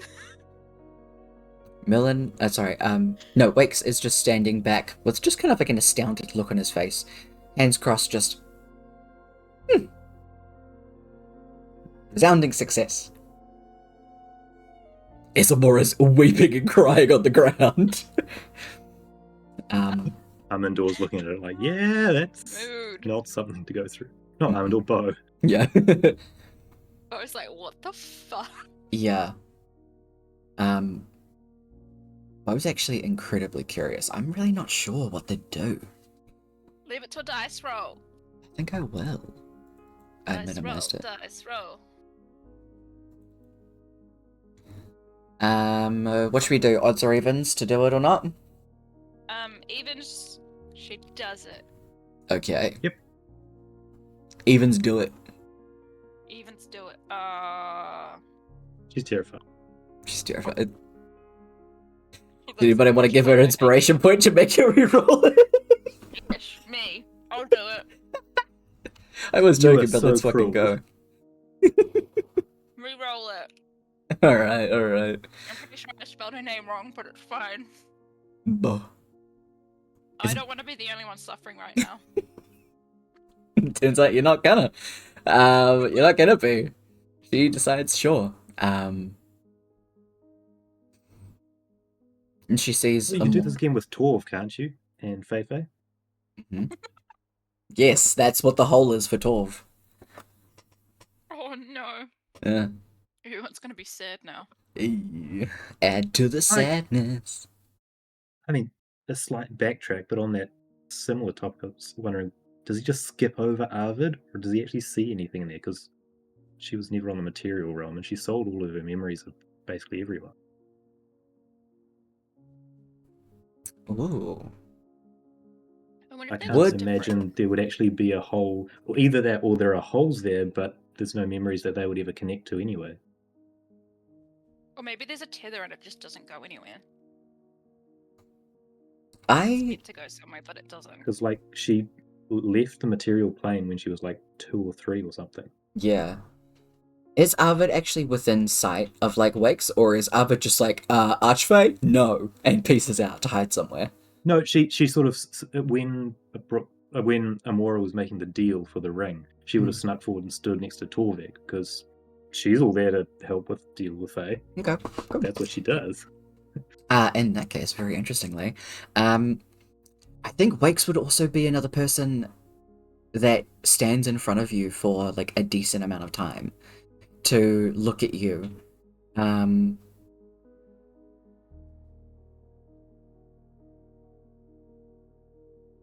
We'll just hum and say that.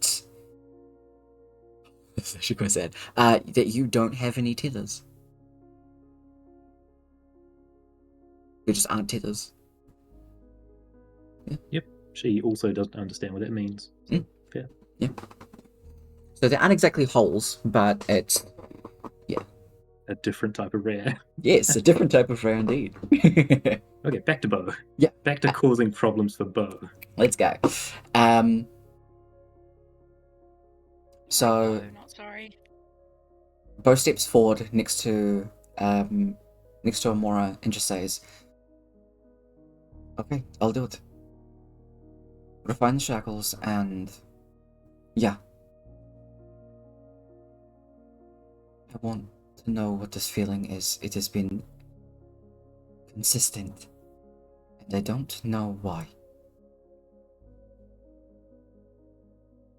Ever since I came back from the Feywild the first time."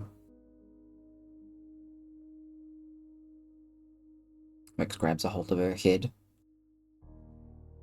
Immediately you see the similar reactions to what the outside perspective all saw from Amora, which is Bo is just staring into Wakes' eyes before tears well up in her eyes and start pouring down. You can see her body almost like a limp as she's just staring, mouth slightly open. You hear a gasp, inhale as she remembers. Her hands go to her mouth. As you hear her say, "Hold on."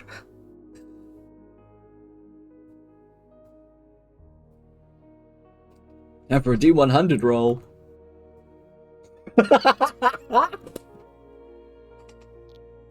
You know, maybe it's a good thing she doesn't remember. Oh, let me pull up the insanity table. Maybe it's a good thing she doesn't remember. Alright, let's go to long-term madness. Oh no.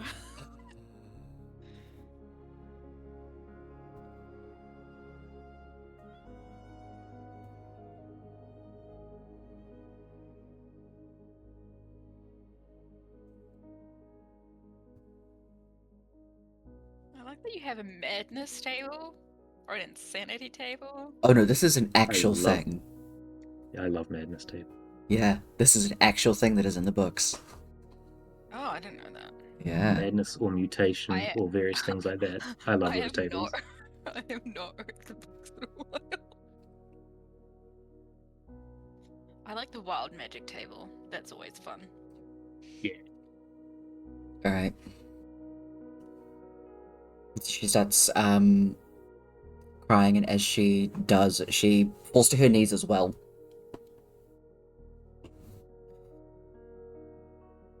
Before she just starts muttering to herself. And it just starts to get fairly consistent. Who speaks Infernal?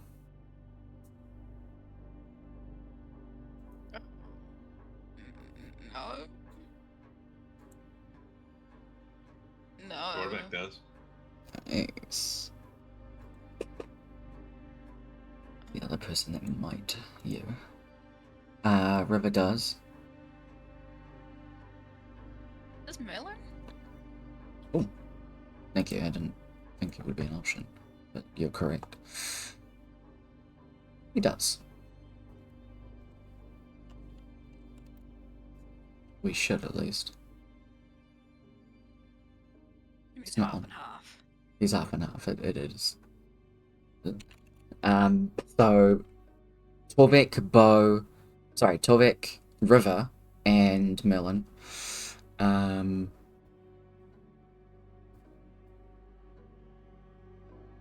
Can hear that Bo is muttering about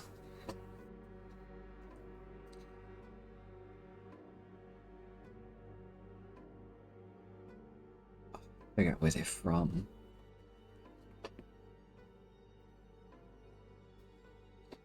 I need another table.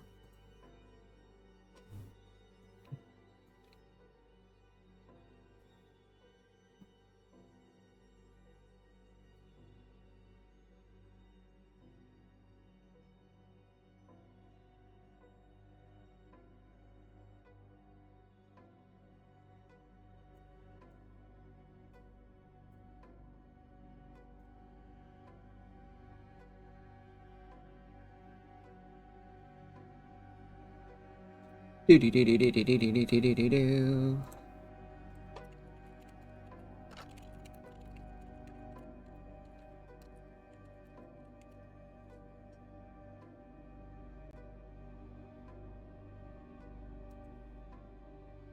Kill me.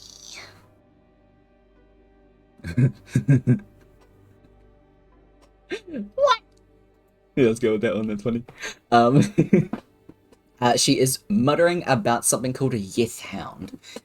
That the Yeth Hounds took the memory from her, and that now that it knows that she has the memory back, they're going to come and kill her. And she is in danger. And the Yeth Hounds are coming. It is all that they're hearing.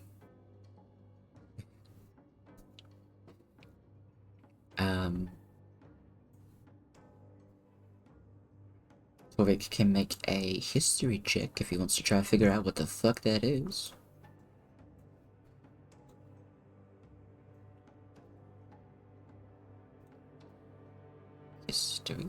History. Well, Miller doesn't fucking know.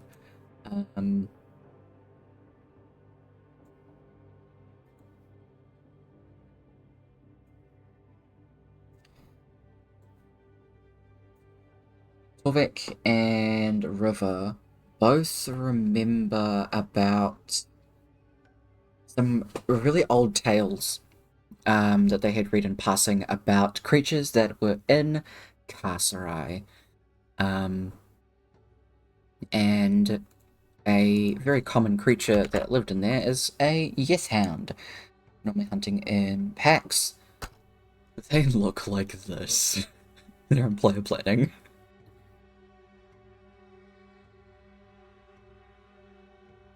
Player planning. Yeah, they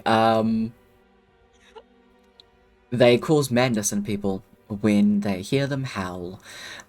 So she's just saying that she can hear them howling, that they're close because she can hear them howling. All said in Infernal. River starts to slowly walk towards her. Bow.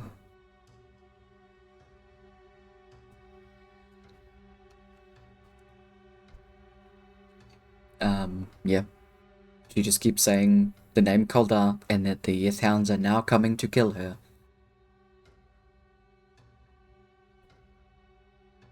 You know, I really hope Lychee has greater restoration and some spell slots. Yeah, you know what spell she swapped out to get Commune and Legend Lore? Do you know what I don't have? Spell slots. Do you know what I have prepared that one? Merlin has it, it's okay. Merlin starts to walk towards her with some, like, diamond dust as he reaches into a pouch. I think it's better that she just doesn't remember.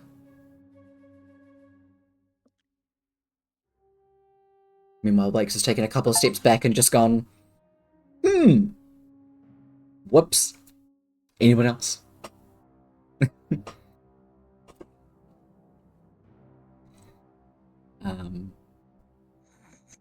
Merlin is going to, with River's help, like, grab hold of Bo, start to sprinkle the diamond dust,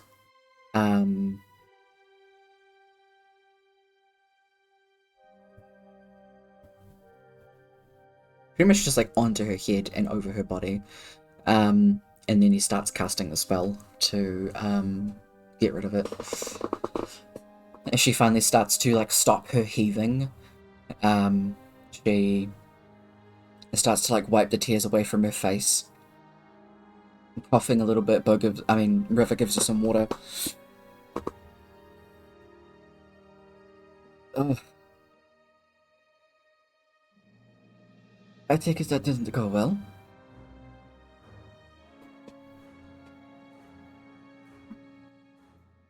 And she starts to wipe her eyes. Maybe some things are just left unknown. And I have to be fine with that.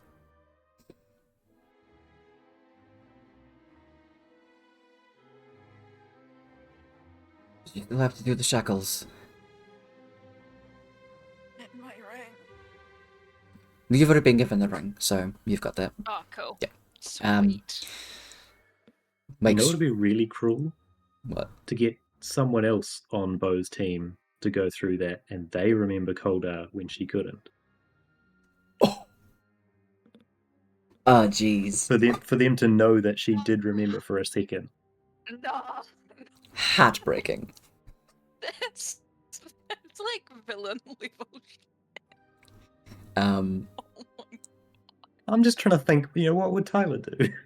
Oh, thank you. Traumatized us. Yeah. Exactly. Traumatized us. Wakes, snaps their fingers, and disappears for a second.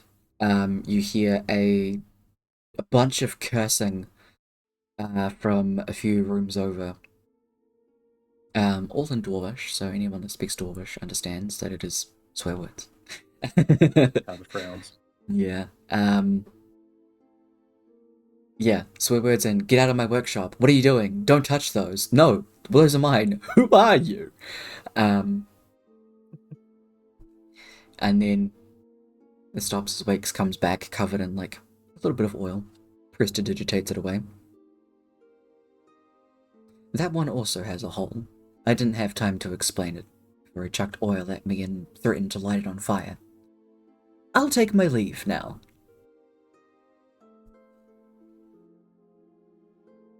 Torv is debating. His father is in the room, so he doesn't.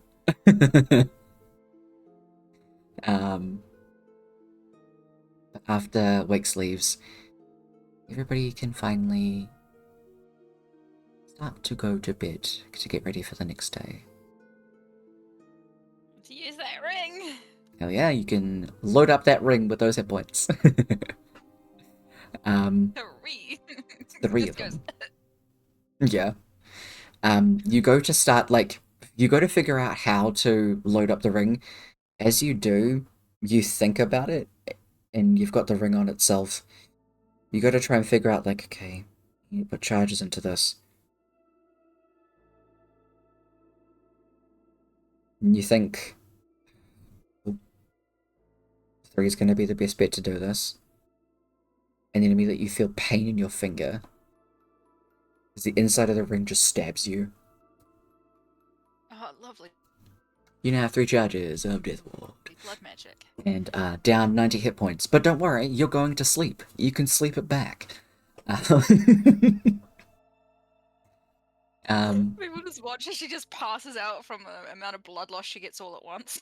Yeah. And that is where we will take our break. So we will be back after about half an hour. And we'll jump back into more things.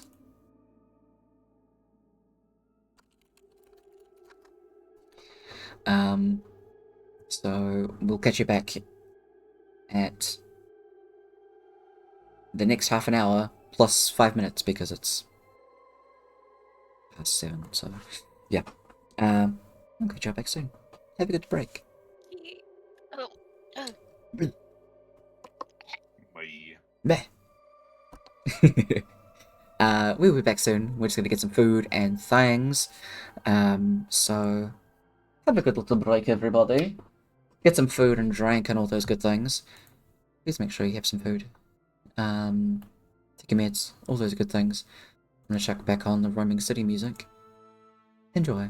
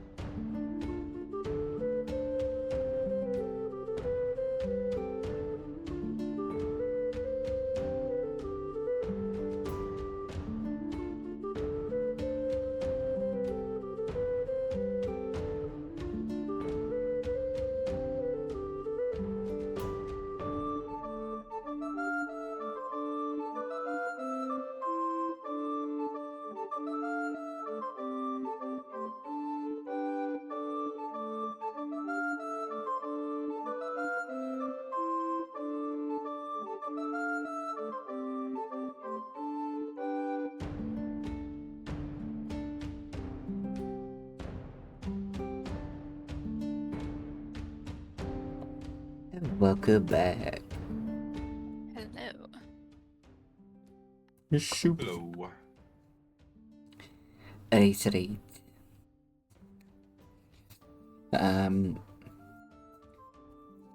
So after some week's escapades, everybody goes to sleep. Some wakescapades? Wakescapades, yeah. I love it. Everybody goes to sleep and wake up the next day. Oh, this means I can change spells. Yes, you can. I was gonna do that for Ulwaichi. Where is my... Oh, okay.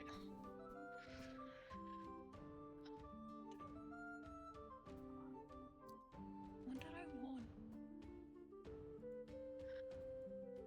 Why?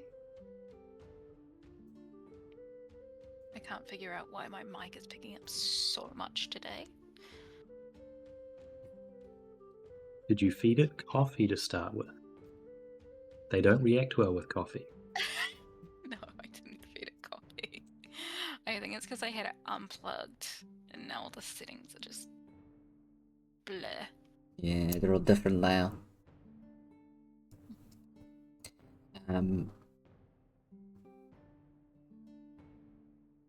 Olga is still working away in his workshop, doing some things. As everybody gets up for breakfast the next day. Is there anything anybody would like to do? Oh god, I just had the spell. What skill is Dolga using? Let's see. It would be intelligence. Can I cast enhance ability using Fox's cunning so Dolga will have advantage on intelligence checks? Nice, absolutely.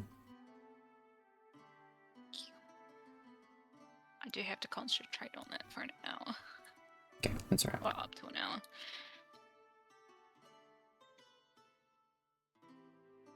I'll just sit in the room, just in a corner. Yeah. Lachi's also going to give some guidance. Is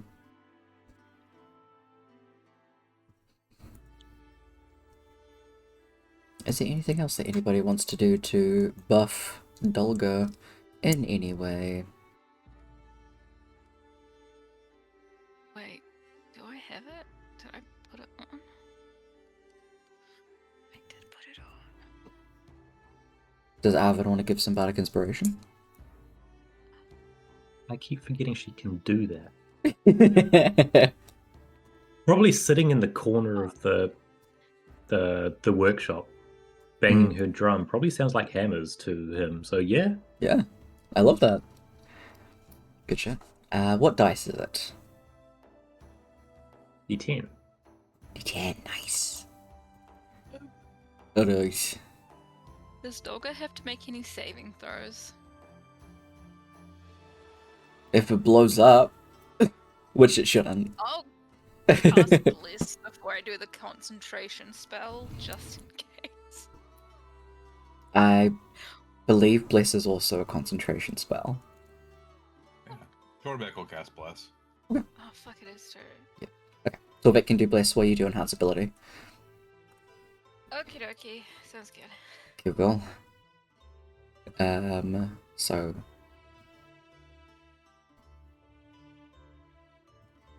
Let's doing that. Here we go. Proficient. Stones. Nice. D4 and a D10. Wow. Okay. But 28 to get that sorted out is very fucking good.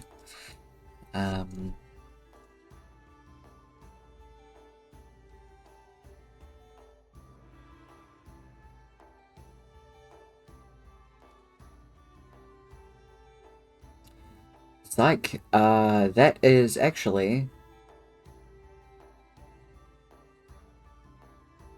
37. He has this. Yeah.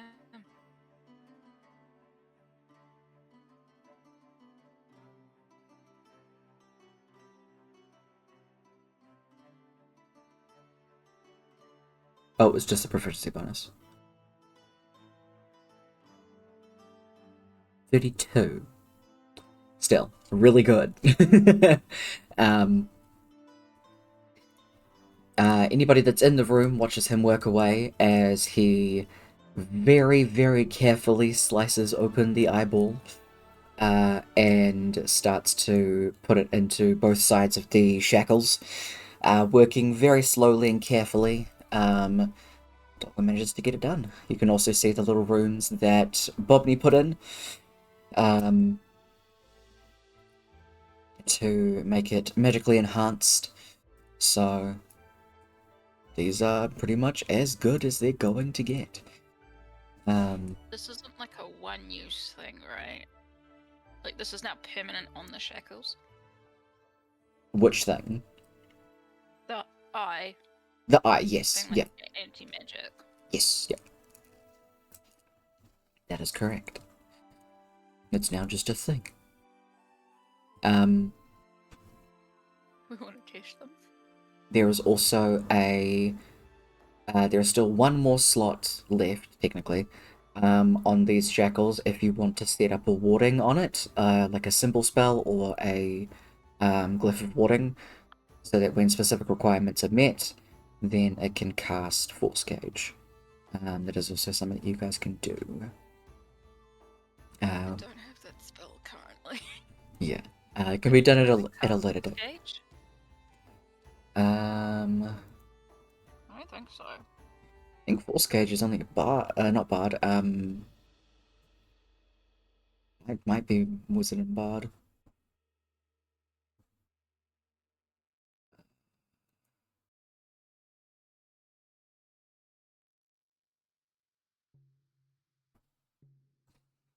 Bard, Warlock, Wizard.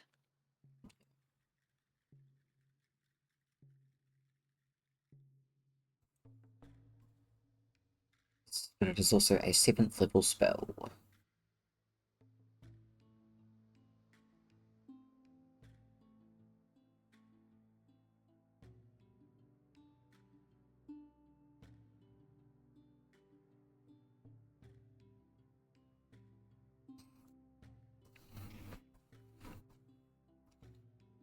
So I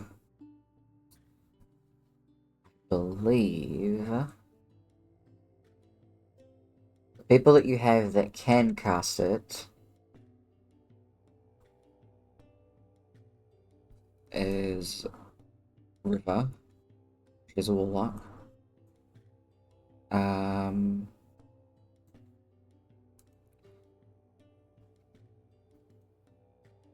Arvid doesn't have 7th level spell slots.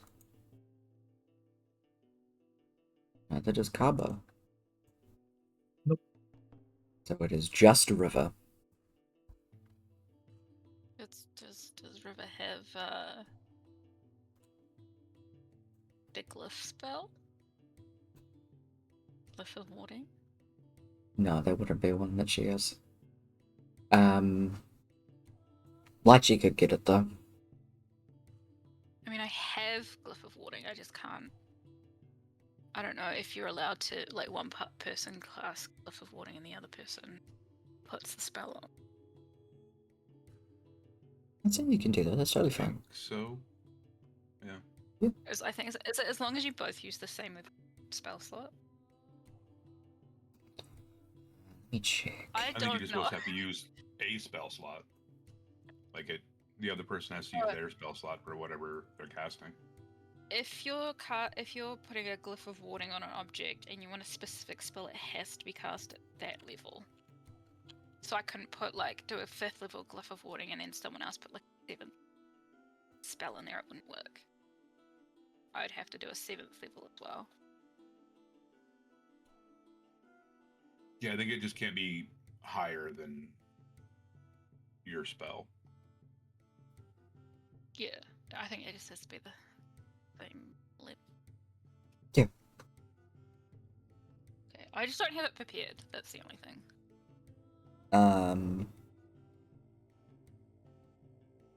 Would this have been something that you guys talked about the previous night to get set up?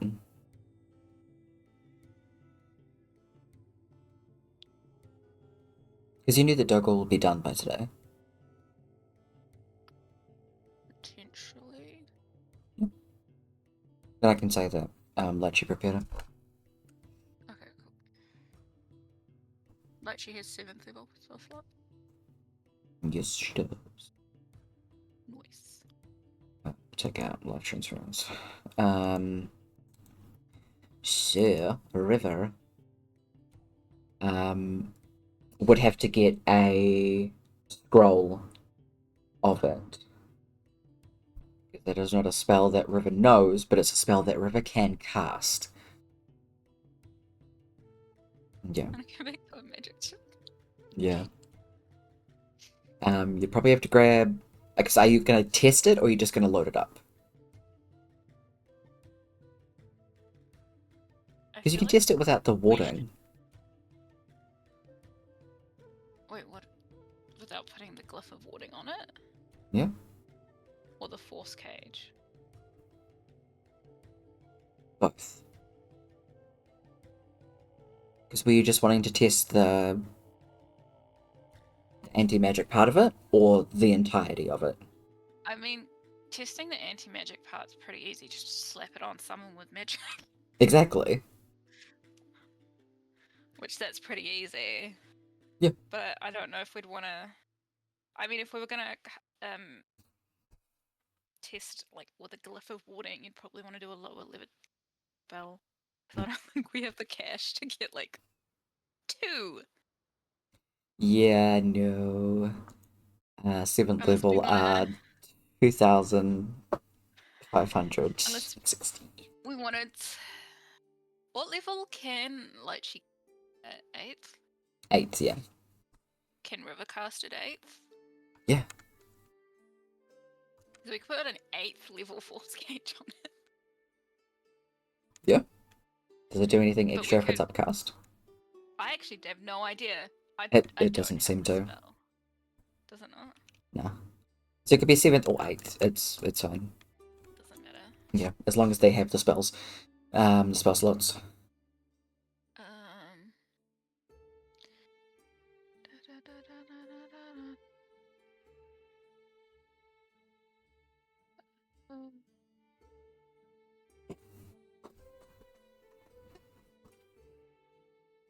Oh, we should also find something that'll destroy the Overseer's charisma.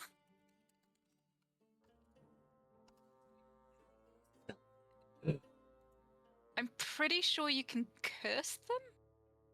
Invoke vomit.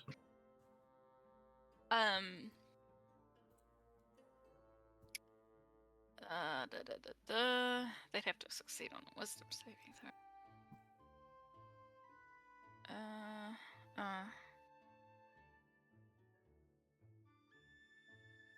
No, that just makes them do necrotic damage. I swear there is one. I swear there is one too.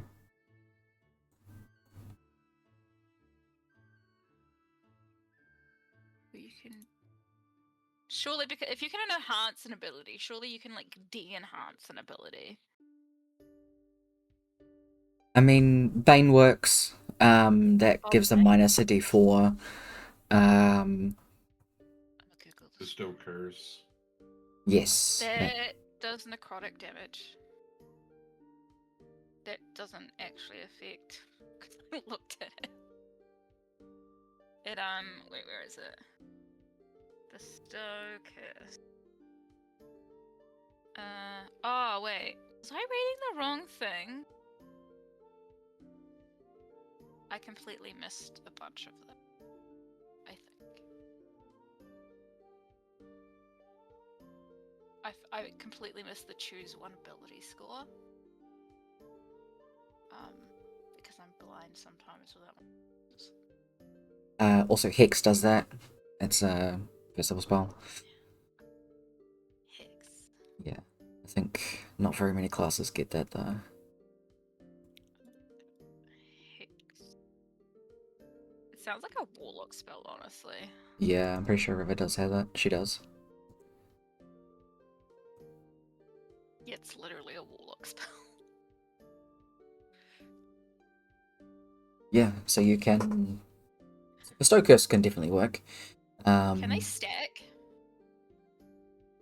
Like if multiple people did different ones, could you just make it worse? I mean, you can't impose double disadvantage, but you can do. Hey, let me check Hex.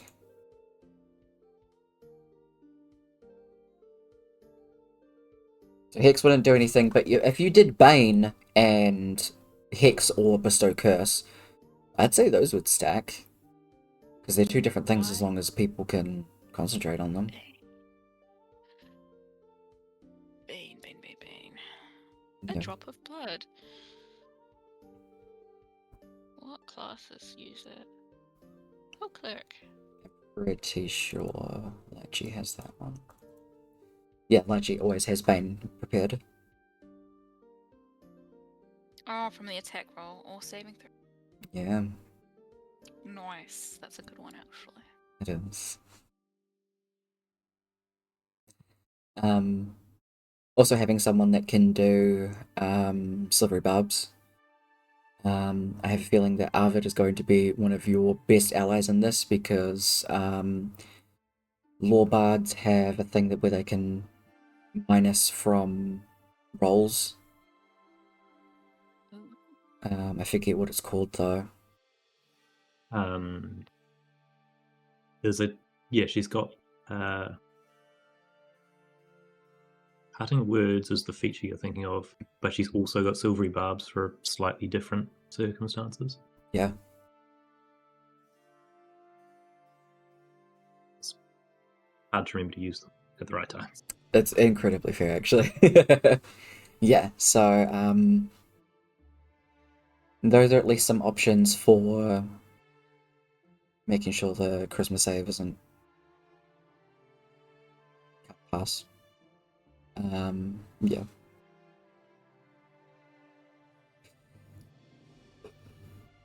Um,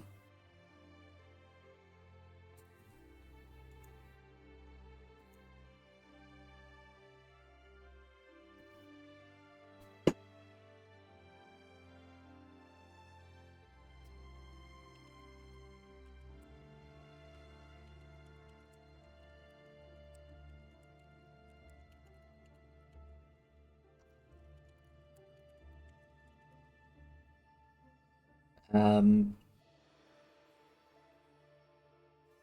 I guess with everything that you guys have coming up, where else do you want to delegate people? Because you've got a lot of allies at your disposal at the moment. So I guess trying to narrow down where people are going to be. Yes, you've also got another ally coming from Torvek's old party. He's been in contact with them, so they will be arriving in the next like day or so. Yeah. We already sent people to Silver's plane, right? I'm gonna say because I forgot about this and Leaf and Bo have been doing things. While Silver wasn't in the Feywild and Wakes was in the material plane, she swapped out with them. So eventually they swapped back. So Bo and Leaf are over there at the moment. Okay. I was like, fuck this shit, I'm out. A little bit.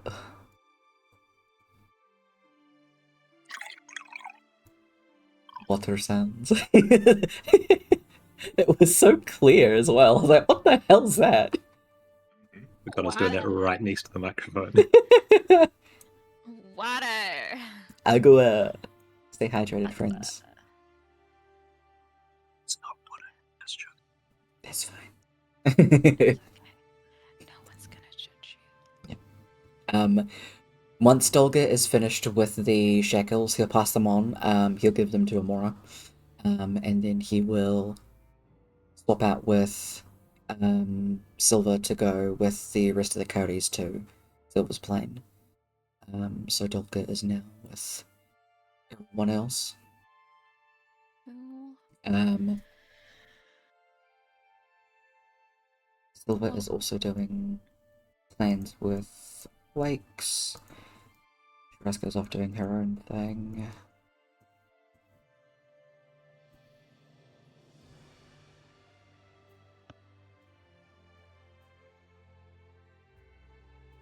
I guess it also depends where we plan on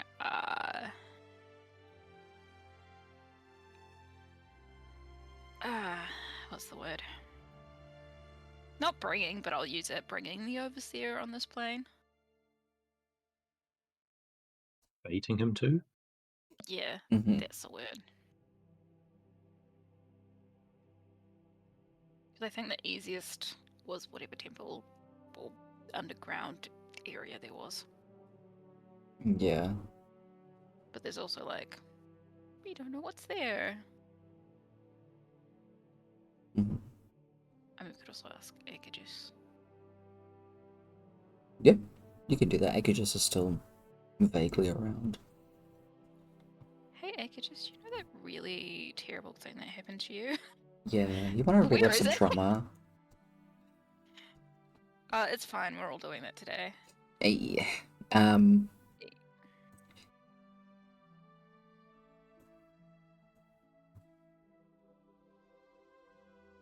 the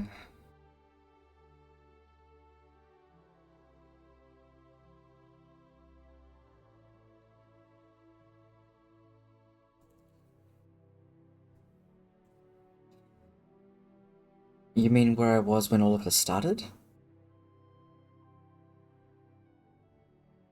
Yeah. Apparently there's a underground place? There is. It's not easy to get to.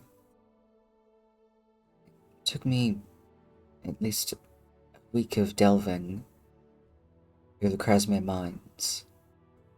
You have to go further down, sorry, you have to go lower than the mines themselves are to get down to the catacombs.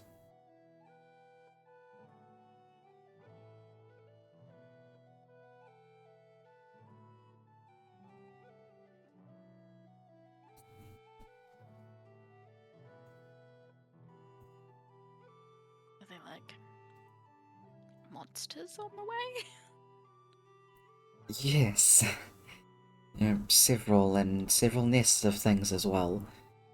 Luckily, the excavation party that I went with, we were mostly stealthy, with some tanks with us. Mostly just went through trying to evade them, then going through fighting everything that we came across.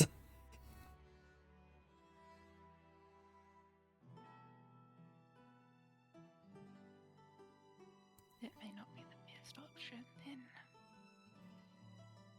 I can guarantee it's not.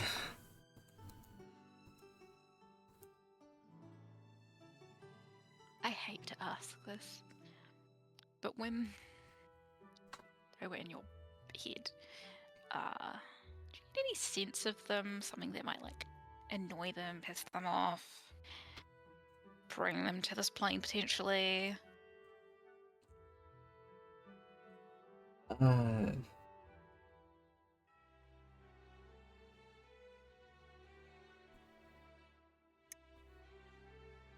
I mean,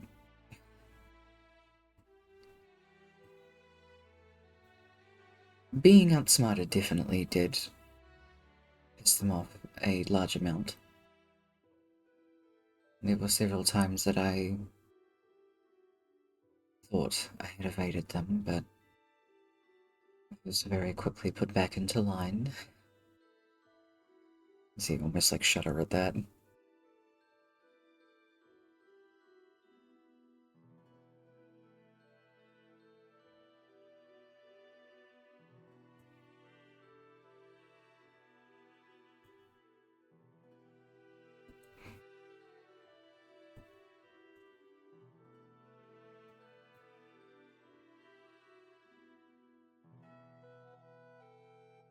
I'm sure goading him would work just as well. Yeah, I was wondering if we should just swear at him and call him names. I mean, that is the entire reason Carver got that contact out of range, so.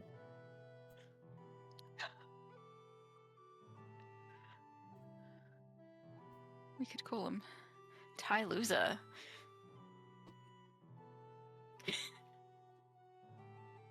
Okay. I could just, it's just kind of like nodding along with what you're saying at the moment.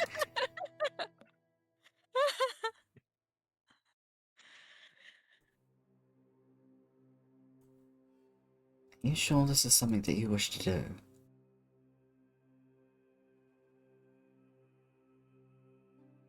Yes.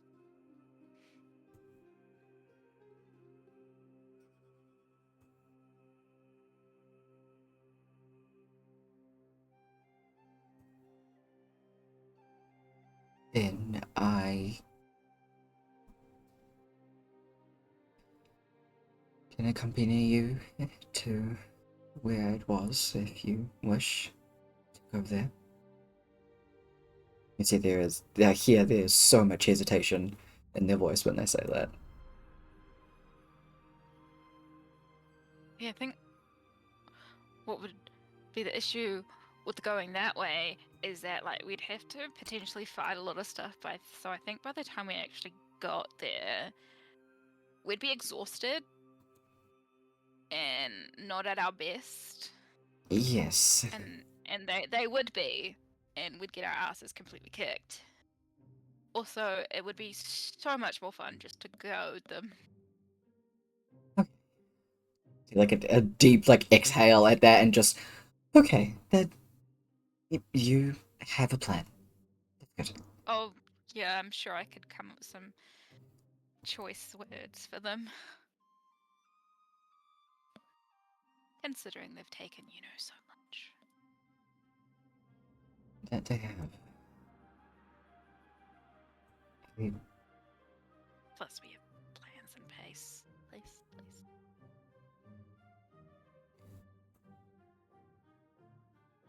I'm glad to hear that at least. Wish you all the best. I am to go and help through. Start to evacuate some of the people in multiple of the continents, so I'm afraid I won't be around very much. If there's anything else that you wish to know knowledge-wise about the time under the Overseer, then I can answer to the best of my abilities, but it's give me a sending, I suppose. Good luck, Aegis. Best of luck to you. You'll need it much more than I. Well, either we succeed or we don't. Either way, I'm pretty sure I would be... No, one way I would be alive, the other way, if we fail, I'd be dead. So either way, it works out for me. Okay. She gives you just like the most awkward like pat on the shoulder. She exits. I was like, oh yes, death, that's fine. Death, what's no? Gonna try again later. Let me go try bust my way into Asgard. Let's fucking go. Just at the door being like, hey, let me in. Yeah, Raiden, you bastard, where's my brother? exactly. You've got something that I need back. You just hear like a furious pounding on the other side. It's stuck. Mora, the door's stuck. One of Oh, you, shit, let me kick it down. Mora's trying to pull on it while Rock is trying to push on it, so you're creating Push it, different, yeah. and it's just not moving. Just standing in the background, me like, how did these two idiots ever survive? Mm, Big shrug. clearly. Really, they did it. They don't quite remember. They got through it somehow. You did. I think a lot of it was carbon. When he remembered. Yes. If he remembers. If he remembers.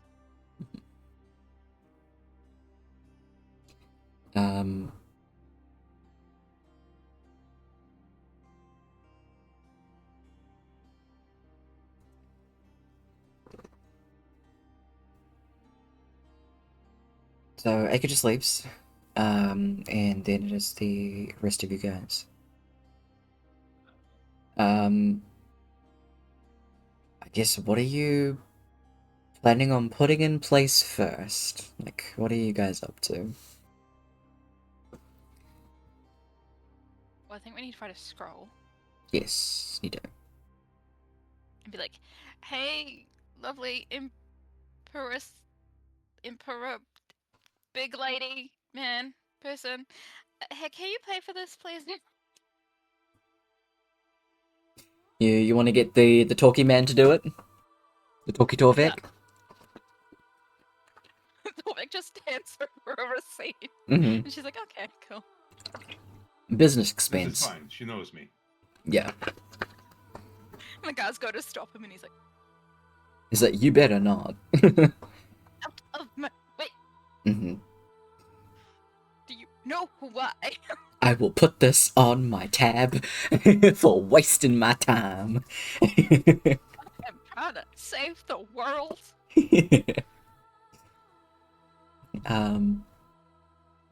Easy enough. The Empress, upon seeing Torvik, just kind of like waves her hand, like, "Oh yes, no, of course."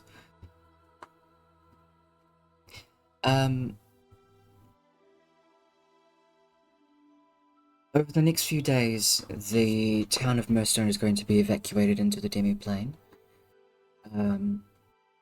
If there are any items that you wish to seek out, I'd say today would be one of the days to do that. The sooner that you can get what you need, the better.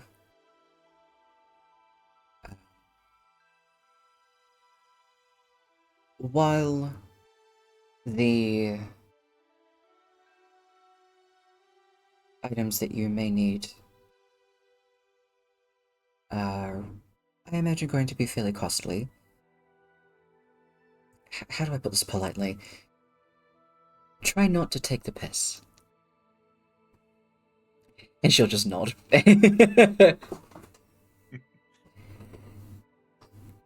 Torbeck would, like, just for a second, think about, like, saying something smart. Then, like, no, I respect her. Of course. Okay. We do not seek to bankrupt you. There will be a lot of Right. rebuilding that needs to be done. We wish to try and spread our funds as equally as we can across all continents.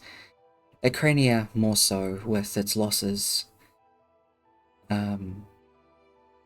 is going to need a lot of attention when we all return. I have no doubt that all of us who survive this undertaking will be happy to help.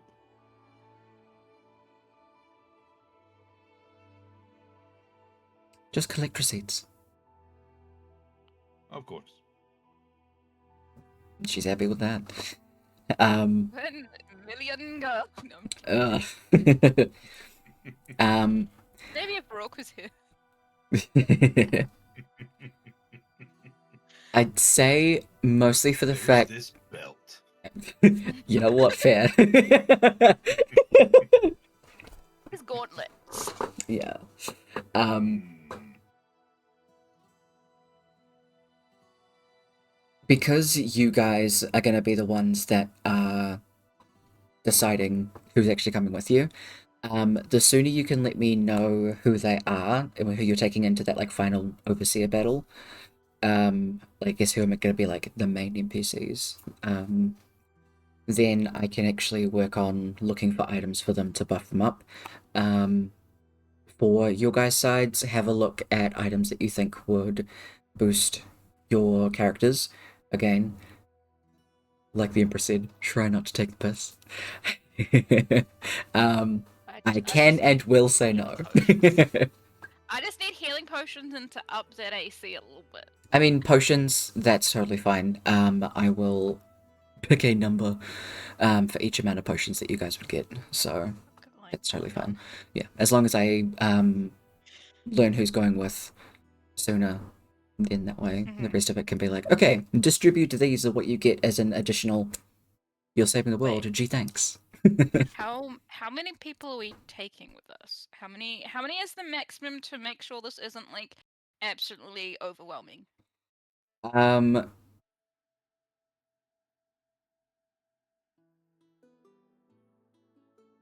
Considering you don't plan on fighting the Overseer, I'd Just plan on say. killing them. I believe you're just trapping them for the first part, right? Yeah. We're gonna make sure all the other peeps are all ready to die. Okay. So if you're doing trapping, then saving the peeps, killing, then restoring the planes, I'd say for the the actual Overseer fight itself, I'd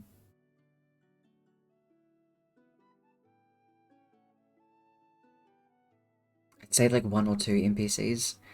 Because then I don't have to give you guys another character to play on top of your characters. Definitely. The thing with that is, if you're taking Arvid, are you then not taking Kaba? Ooh. Because otherwise then Ece's got to play 2 characters as well, while writing notes. So you don't have to decide like right now. This can be something that you guys talk about and decide what you want to do. If you do want to take more NPCs with you, and you're okay with playing your character and another NPC, that's okay. I can definitely manage that because then I can play the remaining NPC and insert enemy here. Yeah. But that's just something that you guys need to decide. Because I imagine that Merlin's definitely coming with. We'll find out. Okay. So. I just want Arvid because Arvid is very stealthy and we kind of need that for I could trapping. I could probably manage Kaba and Arvid as long as there's 2 people between them in the inspiration order. Okay. Mostly because none of us are as stealthy as Arvid. Yeah. And you do have a couple of other Arvid has to roll to come out of stealth. Yes. Arvid has to roll to be seen. And nobody else can roll that high. And the least damage we do to ourselves, the better.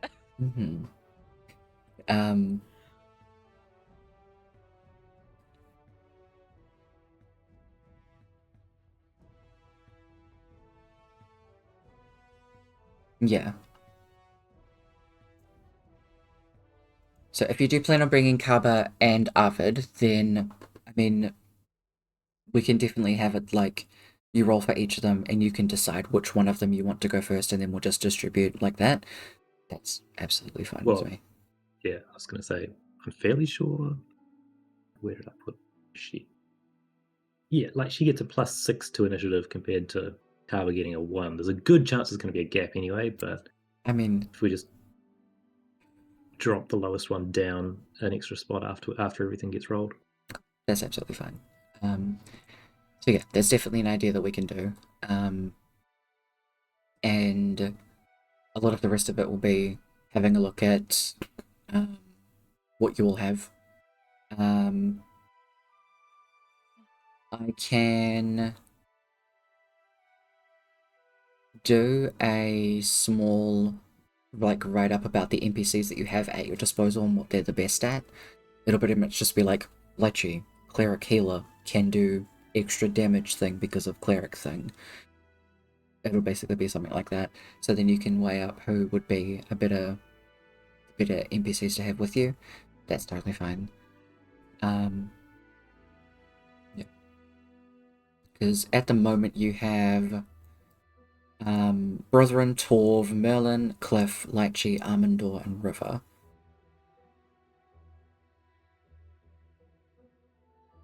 You also have Torv's dad. And Mysterious NPC 94.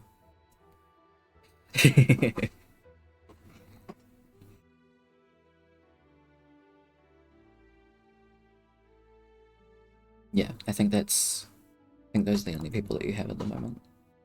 Yeah, all of the coyotes are out at the moment doing plain stuff.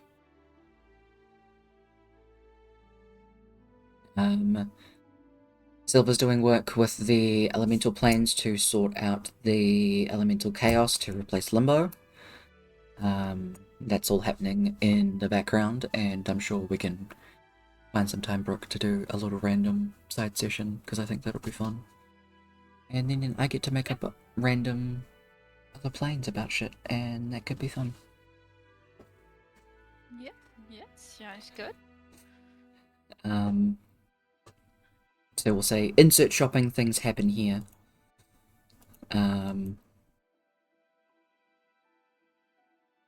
Once you all get back, Dragonthorn didn't go with you. You do see that he is talking with someone as you come back. Oh no! Oh god, not another one! Another one! Torv, hide!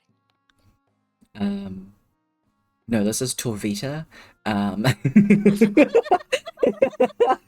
Sorry, Brooke. I swear it's always when I'm gonna drink. I know, right?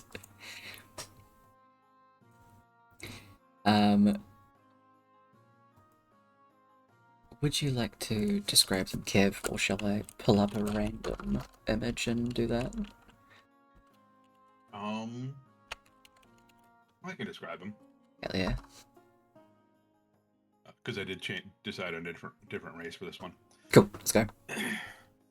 You see a dark-skinned, pale-haired elf. Tall, lean, bow strapped to their back, quiver of arrows at their hip, dressed in browns and grays and mottled colors that look like they would blend in very well with shadows.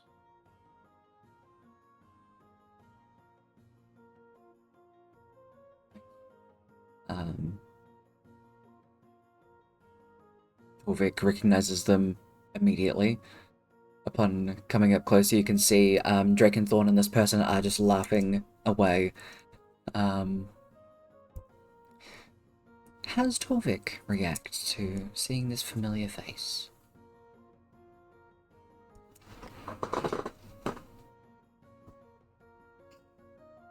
He stops for a second, then just nods.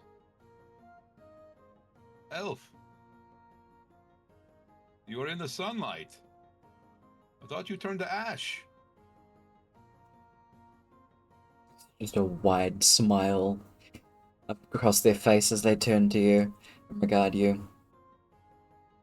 Well, I had to catch some rays. Only for a small amount of time, though. Lean down, just incredibly mockingly to you. And how are you doing down there?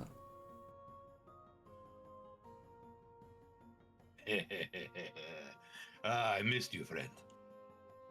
It's good to see you too. Hope you've been keeping well. Have you seen the world? No, it's terrible. Maybe I should have stayed underground then. But I got a very peculiar letter. Hence, I am here basking in this motions to the sky. Yes, he's a bit fucked. That's one way to put it, yes. It's your amalgamation of allies. Hello? Hi, are you a vampire? He just smiles. Yes.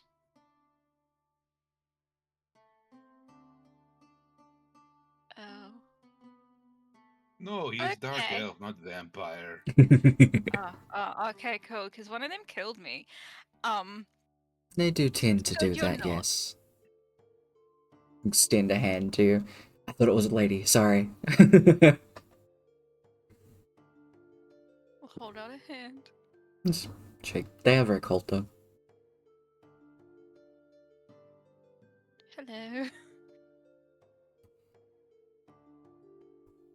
I understand that I'll be accompanying at least. I was gonna say something completely random, but that's Tyler language, not this person. I was gonna say this hefty fucko towards Dragon Sword, but not quite. That totally fits. Yeah. They'll just say this hefty one, along this part of our journey. Be nice to let the bugs out to play for a while. See just a smile pressed across their face. Yes. What kind of bugs? You just fill out a little jar, and there's just a bunch of like little guys in there. There's like a few beetles, and you see it's like a tiered little jar. There's beetles at the bottom, and then there are like mosquitoes that are flitting between like the other two layers that are left. Mora just points at like a red-looking beetle. I was like, I haven't seen one of those in so long. It's Herbert. Hi, Herbert. It's kind of like it pets the bottom of the jar, I guess.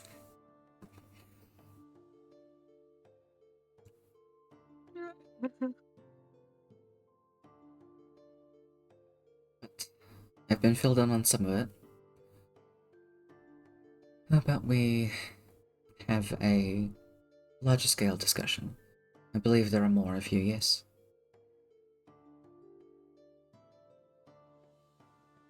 Probably. Well, hopefully your old bones can get up these stairs. Good luck. And she motions to both of the both Torvik and Drakenthorn.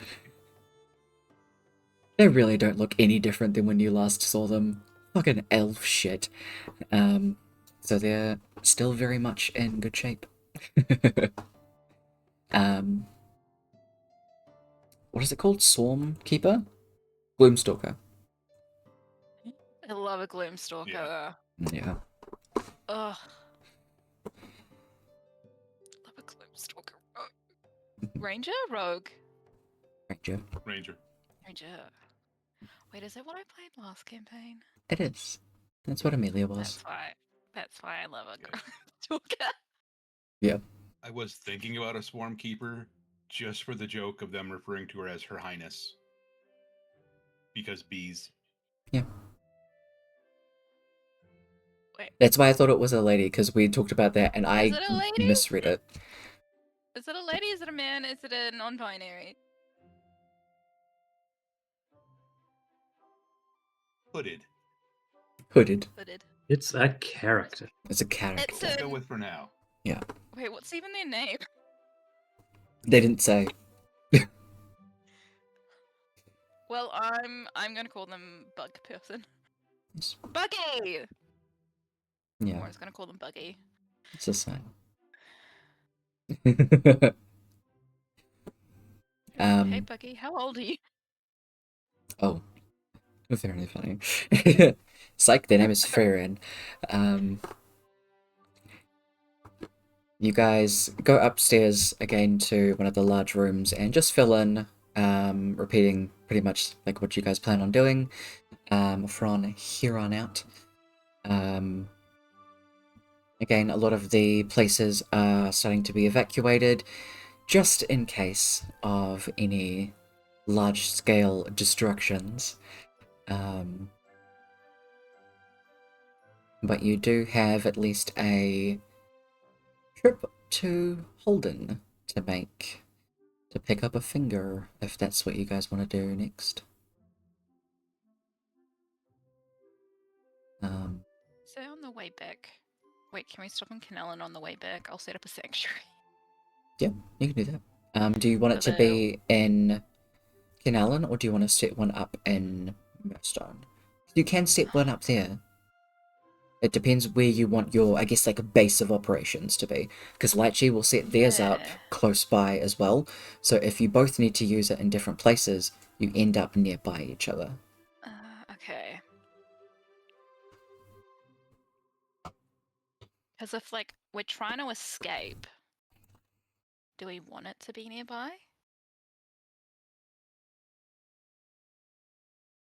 Is the question.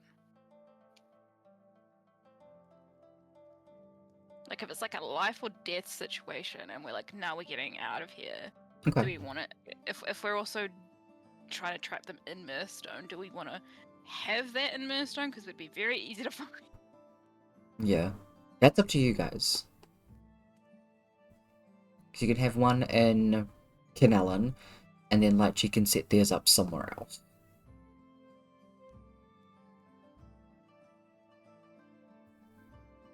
Wait, I think there's other. What I can do is I'll drag you guys back here so you can see the world map. No. God.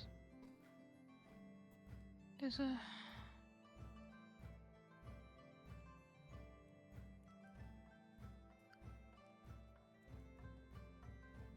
No, there's a. I know there's a cleric spell where you can. Is it Sanctuary? Is it the one I'm thinking of? Can you describe what it does? It lets you set up an area so no one else can get into it. Like, only specific people can get into it. And I've seen it before. I'm pretty sure you've used it. It's not Sanctuary. I'm pretty sure it was like, it You was a can do it on protection an- spell of some kind. Because you Yeah, stop but you can do it on like an area. But you can do it on a.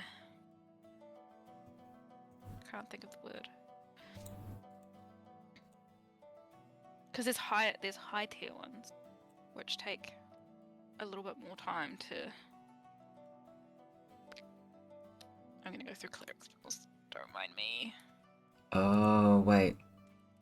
Temple of the Gods? Set up.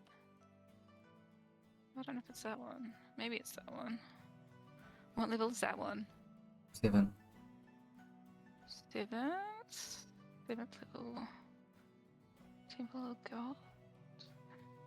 That only lasts 24 hours. Because I think it's very similar to, the Bard's house that it has. That makes a temple. That makes one appear.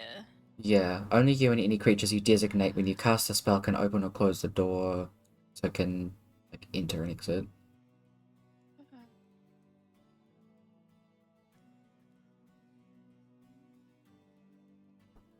What's that one?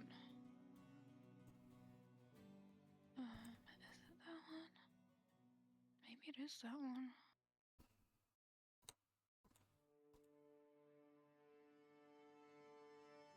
Events. Not this one, is it?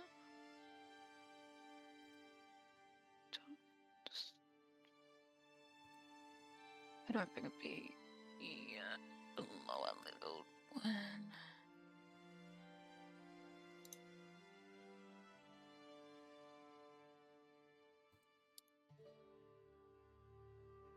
No, it's not that one, definitely not. Yeah, I'm not quite sure. The only other one that I can think of It must be Temple of the God, I'm thinking. might be. I know there's a few that kind of do that.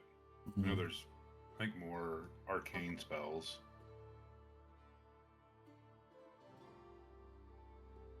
Tiny Hut, Yeah, those are the ones I'm thinking of. Hollow Might.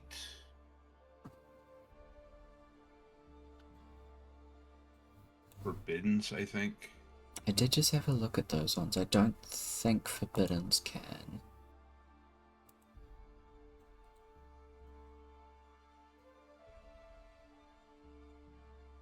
That might just limit like teleportation and stuff.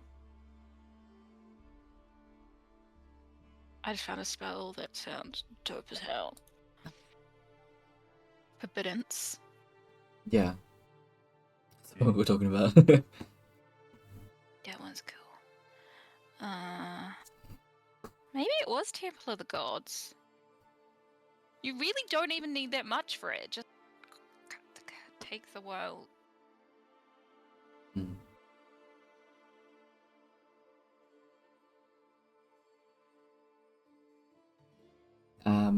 So because you guys have, well, you guys want to go to Holden, which is in Fablian,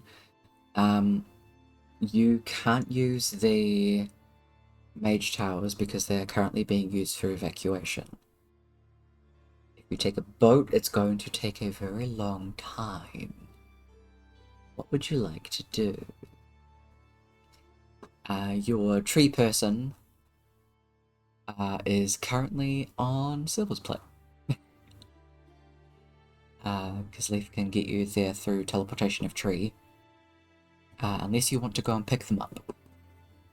It's a really high level druid spell, isn't it? 6 or 7?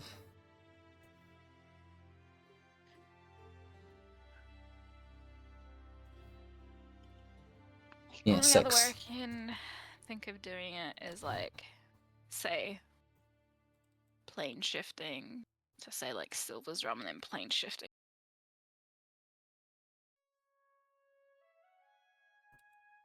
Yeah. It would just take my highest levels, and I couldn't get us back until the next day.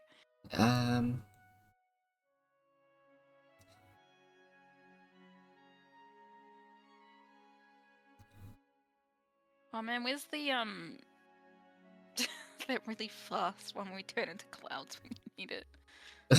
That one's insane. I mean, you can use plane shift to go to Silver's plane to grab Leaf and leave somebody else there in Leaf's place. Then you can just bring Leaf back with you. That's also true. Yeah. That's true. We Yeah. can do that. Brotheren would Who we- volunteer. We can do that. Like, hey buddy, can you walk us through some trees? So you'd use a 8th level. Oops. An 8th level? Oh, 7th level, sorry. I got them mixed up.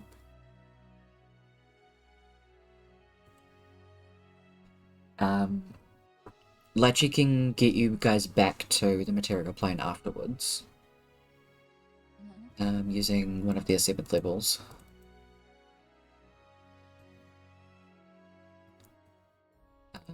So, plane shift can take 9 people.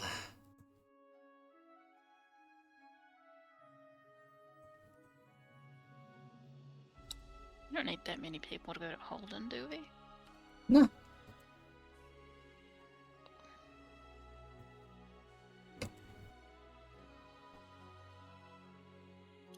So we're gonna say, would Alfred want to come to Holden? to see the magic kafuckery.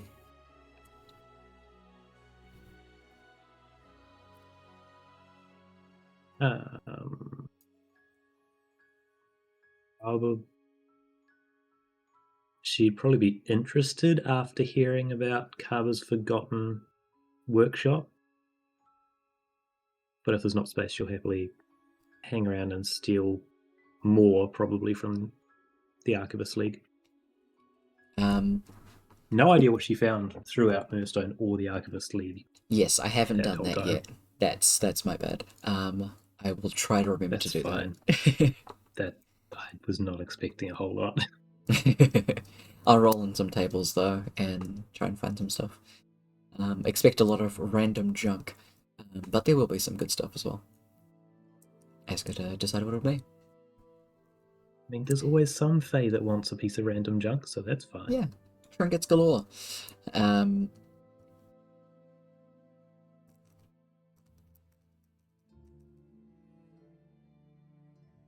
There's definitely room for Arvid to go with.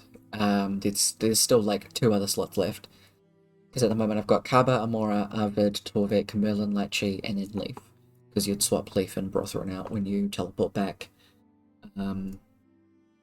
So the 7 of you teleport to Holden. It's been a while since you've been back here. It is also very quiet.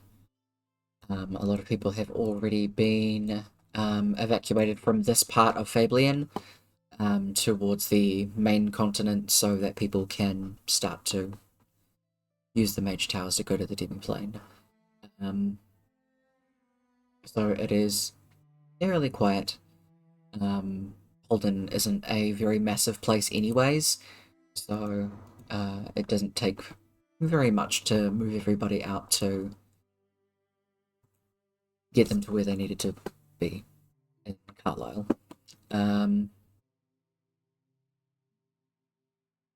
There is a shrine to the demi-deity of death here, and Lychee will ask, I mean, if we need a place to get to, there's a shrine here. I can set one up.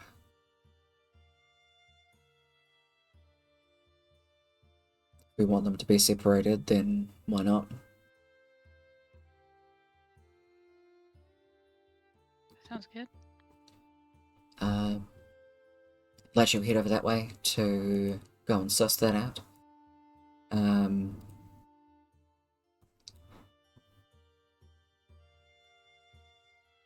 Merlin and Leaf are gonna go with, just to keep a watch out while Lychee sets up that spell. So Kaba, Amora, Arvid, and Torvik start to head towards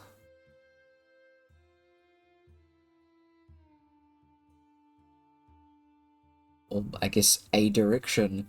It wasn't really a specific place that Kaba was told where his house is. No, I mean, Your locate object. locate object should find the finger, which will tell us the basement of which house, hopefully. Time to cast. So it is a small town, so very easily enough, as soon as you cast it, you do feel a pull in the direction not too far away. Light pink trail. Oops. That way. Nice effect. You'll follow behind Amora until you get to a very cozy, quaint little shack. It looks a bit run down. There are like very long, tall grass all around the front yard. You can see the mailboxes full of like letters and parchment and things like that. It's almost like stuffed full. There's multiple bits on the ground. Some damp from like rain and others from like weathering. But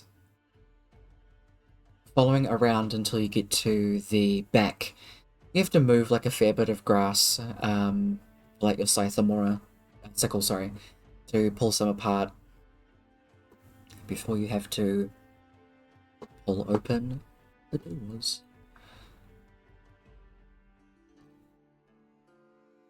It's then that you're met with immense heat that hits your face as soon as the doors open, and you hear bubbling. Immediately coming from this, like, basement cellar.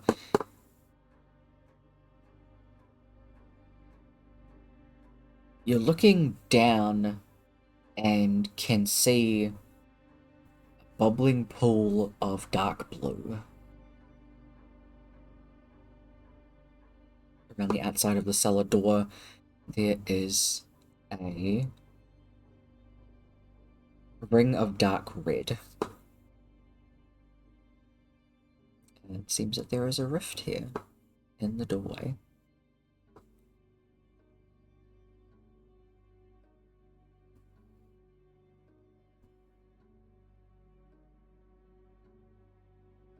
Harvard's eyes light up.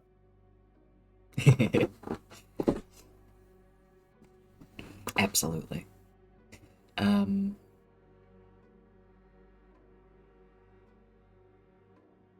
Looking down and around at where this leads down into, you can see that it leads into the abyss. Not so much of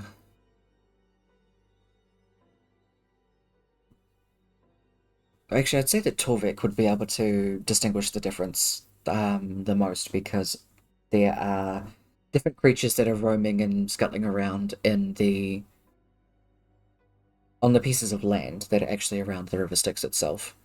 You can see there are multiple different rifts that are down there inside the abyss itself, and they lead to different places that are, some of them much darker, some of them are much brighter, some of them looks like it's been washed in oil.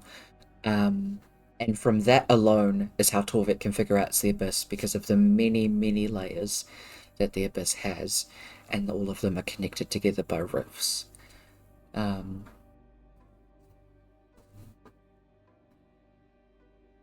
It's a very weird occurrence that it is just right in this doorway.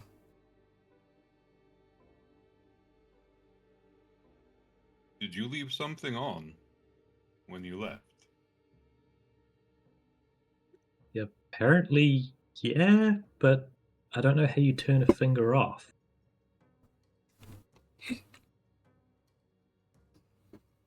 Tyler.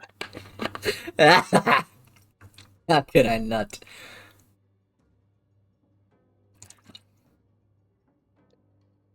That's portals? To the abyss, yes. Oh, look at Carmeling.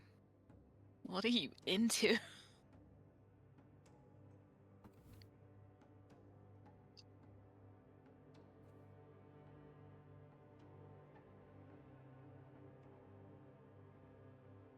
Don't know.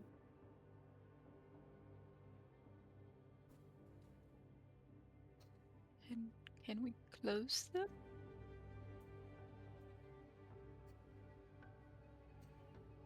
So, Arvid is definitely the expert on these.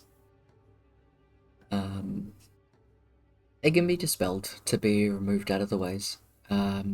Or you're jumping them. And Yeah. like 80% of the time, they close behind you. Why you'd want to close it. It's so much fun.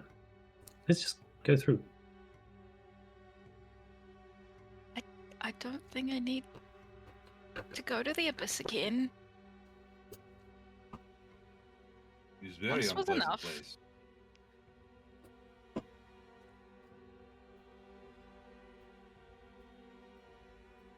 Well, you can just dispel it, I guess. Or any of your anti-magic crap should at least disrupt it enough for it to fall apart. Funnily enough, that's not a spell I prepared today.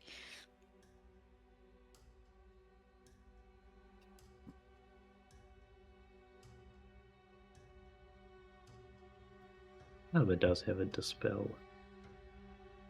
you can use. To cast into that. As does Arvid, but where did Arvid get hers from? Is it one she can do for free or something?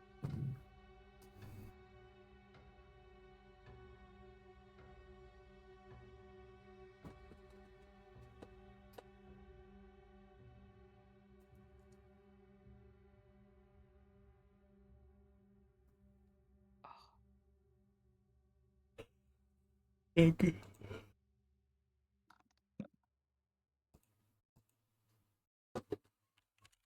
Regular one. She'll just 6th level it.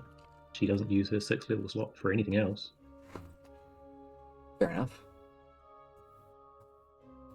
Easy enough, and it just completely disappears. No roll needed. As soon as that zoop, vanishes away, you see the dark cellar. And just see as it go down, as you will start to go down. There is a very like a musty smell in here as soon as you get down here. You can easily do like a little light or a light a lantern up for those of you that don't have dark vision.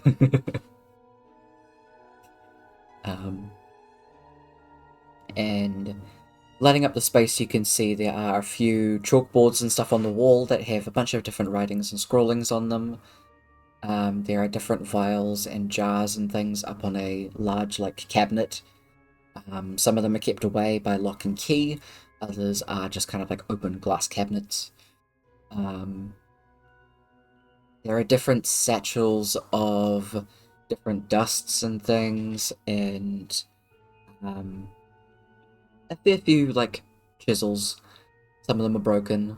There's also a little cluster in one of the separate corners of half started, half finished pieces of little trinkets, wood carvings.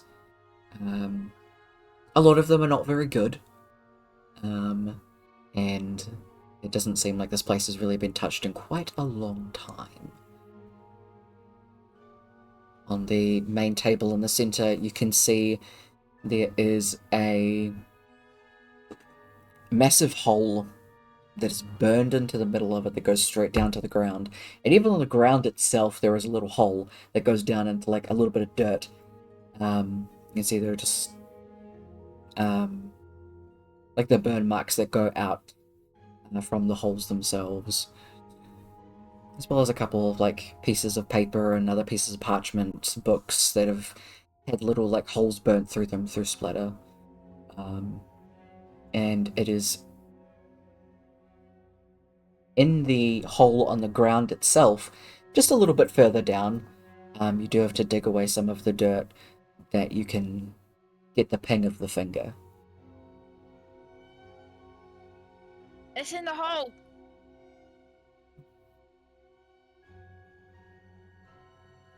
Does anyone have gloves?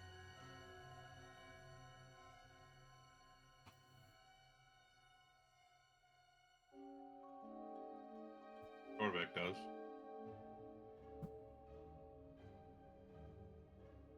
Can move aside the dirt to dig up the finger.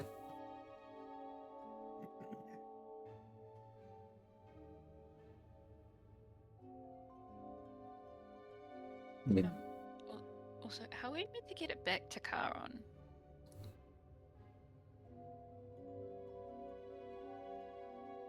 Didn't he say it was in a glass jar? Probably used to Oh, be. you mean the plane shifting stuff? Oh, sorry.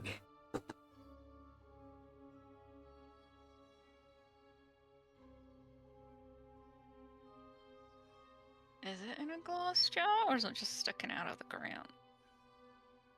It's sticking out of the ground. Remember rightly, he also said that glass jar shattered, which is what caused most of the problem. back in a jar? Probably. Are there any empty glass jars around, or at least one we think we can empty? Yeah, there are definitely a few empty glass jars that are here. Quite a few of them are empty. Other ones have just weird little bits in them. So, you can pick one up, no problem.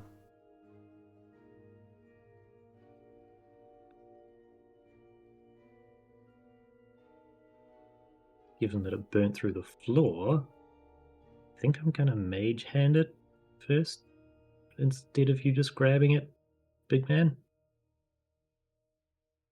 Yes, that is much better idea. So Harvard will mage hand to try and grab the finger.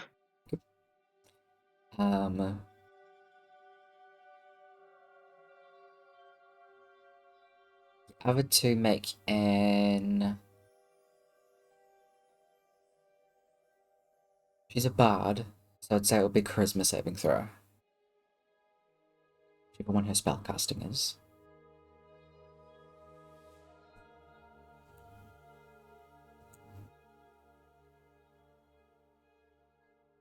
I have inspiration to burn.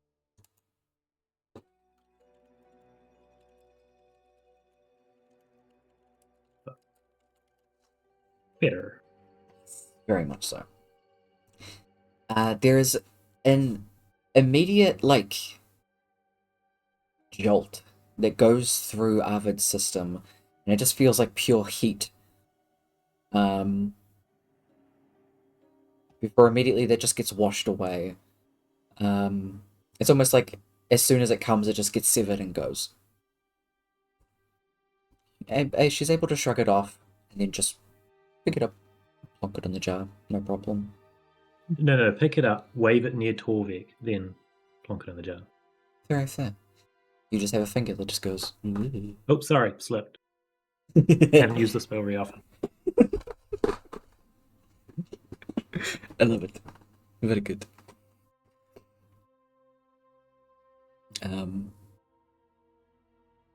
Finger is in a jar.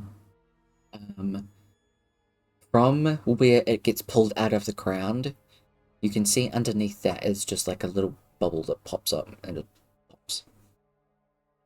You can see there's like... It seems to go deeper down.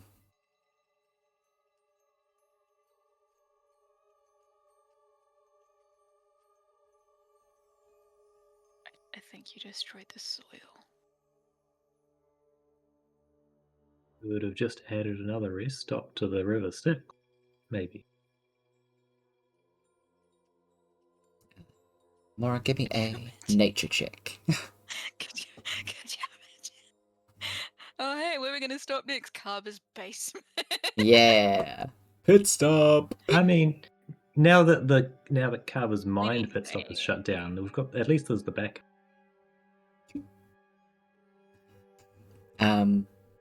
Having like a lean over and looking down into where the soil starts, you have like a little sniff, and yeah, that the soil is completely like burnt. And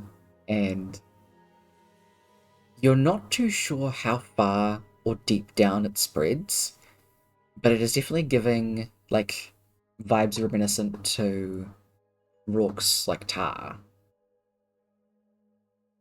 How did we fix that? Radiant magic, right? Yeah. Dope. And I mean, you like, used Radiance against the River Styx and Carver's blood, so... I'm just gonna be like, okay, people, I don't know what this is gonna do, so maybe stand back. Mm-hmm. I'm just gonna do like a third level guiding bolt at the hole. Just like straight down. Straight down. Okay. Where are you standing when you do this in regards to the hole? Is there like a chair or something around? Yeah? I don't want to be like too close to the hole, but I want to get on the chair so I can get like a height advantage. No, do it straight down. Do Minecraft mining tactics. Yeah, that always goes No, well. I don't want to. I don't want to stand on it. So I'll be like, I guess pointing down, but I'm kind of like a little bit back. Okay, Like I'm so you're putting my arm down.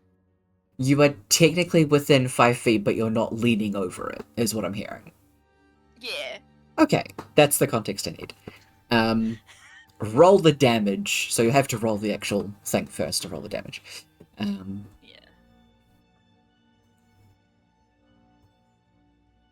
For little.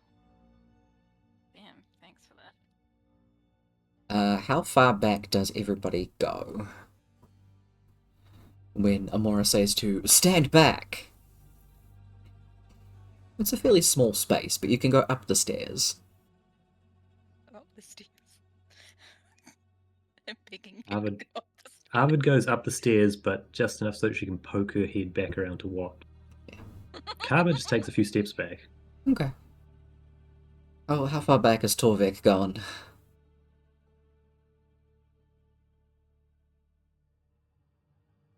So at least one person is in front of him.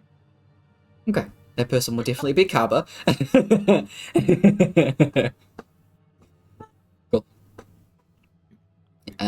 To a doorway and like pull out the shield. Like, okay, This is gonna go well. Bottom of the stairs, just hiding behind the shield. Yeah.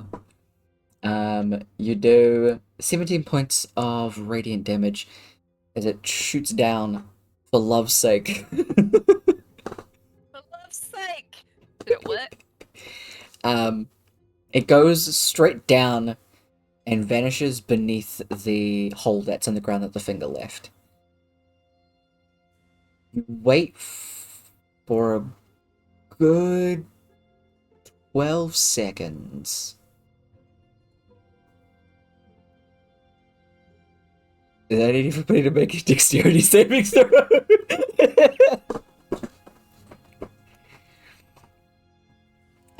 Amora, you have disadvantage. You're standing on a chair.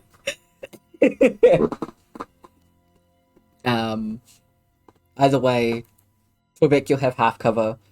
And Arvid has advantage because she's far away. Arvid doesn't. The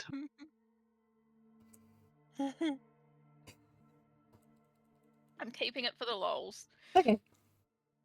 9! Hell yeah. Just for the sake of using inspiration, I'm going to get Arvid to reroll. Okay.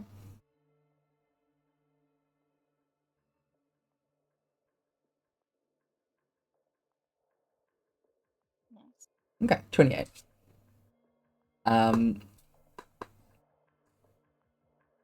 So let me remind myself of thing. Amora gets amnesia. God, what about that'd be the worst timing? What are we trying to do Start the again? game again. This is how the games start. Amora's like, who are you people? What's going on? Who am I? Merlin She comes only back and just they're like, remembered "What the her fuck mother did you too." guys do?"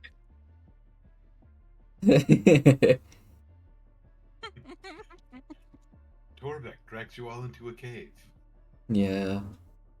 Like, for fuck's sake. Okay, what you guys are gonna have to do? You have to go these portals.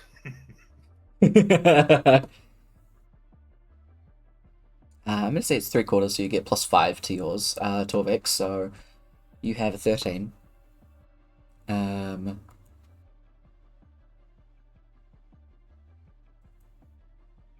Kaba definitely saves, and so does Arvid. Torvik only just manages to succeed because of the cover, or it does not. As from the hole itself, geysers up the river Styx.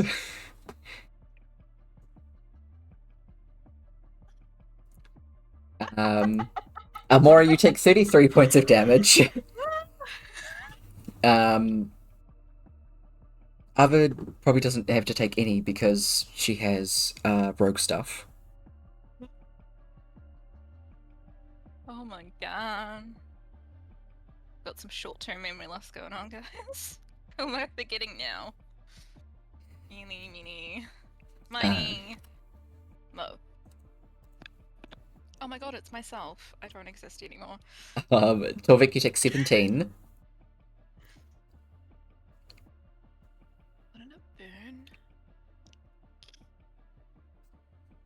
Kappa also takes 17. But, for being an elderly man, Kappa moved fucking fast. Have you Not not again. seen him? Yeah. When he's got his spells up, he's already moving 80 feet around. I really like to think that Kappa, like, saw this happening and just zooped into a shell and just spinning on the ground. I was like, not again, man, not again. I ain't Not doing this. again. Okay.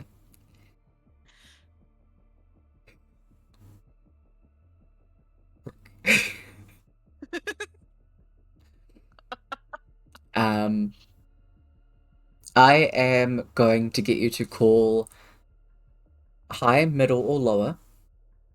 Which one of those? Hi.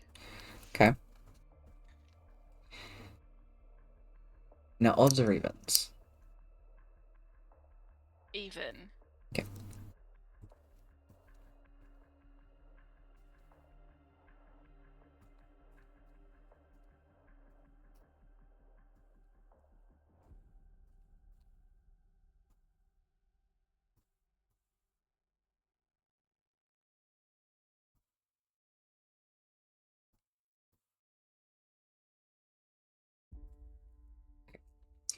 Can I get you to roll a D100, please? Oh. The Oh, madness that she missed before. Yeah. 80.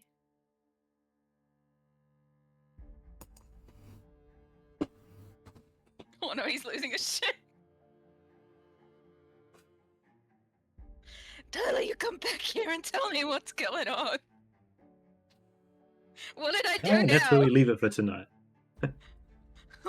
What did I do now?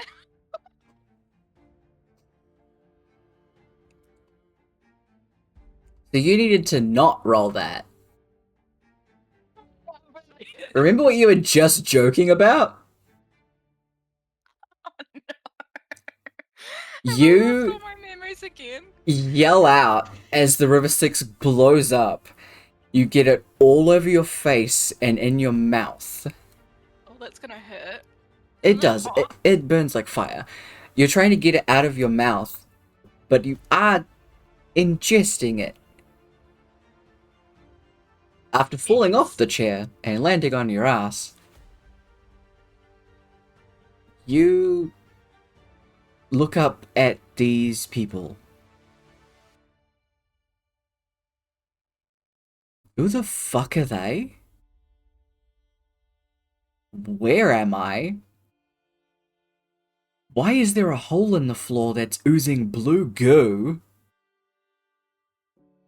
What?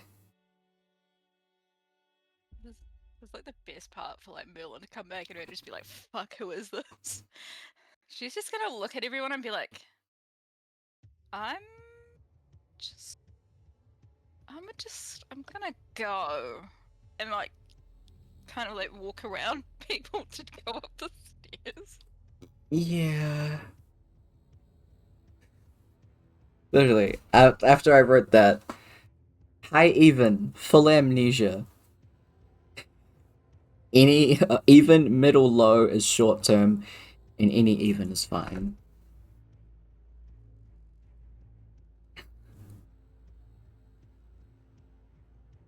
Well, I guess it's an amnesia. It sure is. That's what it started off as. At Yeah. least she's not grieving anymore. She doesn't fucking remember anything. Exactly. Look, we gotta At go least this save is Brooke. Who?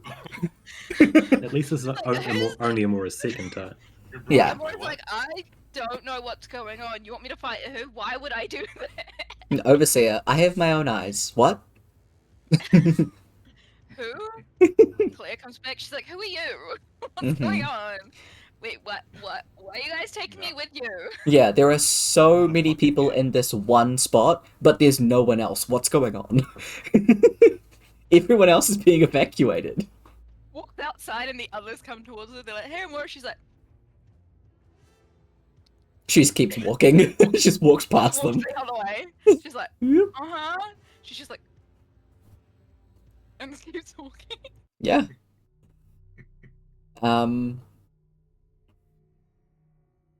Torbeck would try to cast Remove Curse on her? Okay. Can you check up this remove curse spell? Does it count as a curse?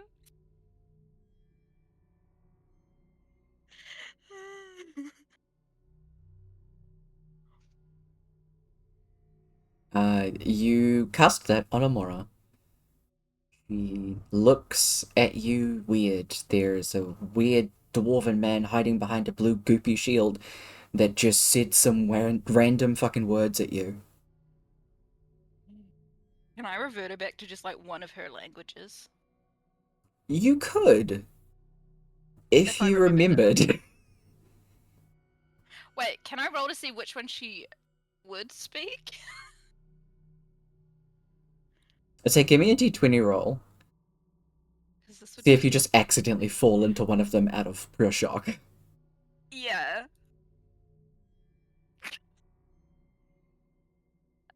You're not even sure you can speak common. What's that? You're using words. She just looks at everybody and is like,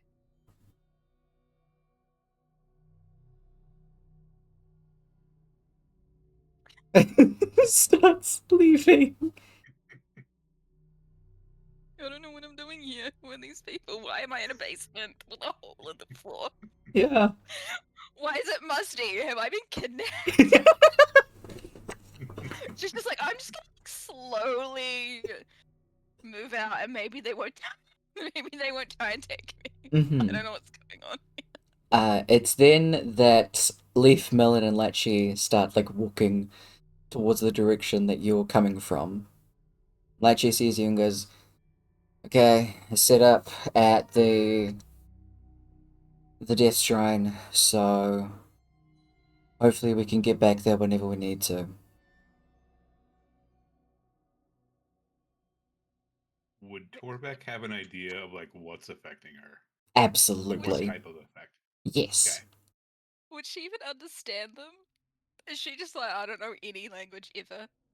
No, like, you can understand people, but it's creepy as fuck that some three random people walked up to you after being locked in a musty basement talking about a death shrine.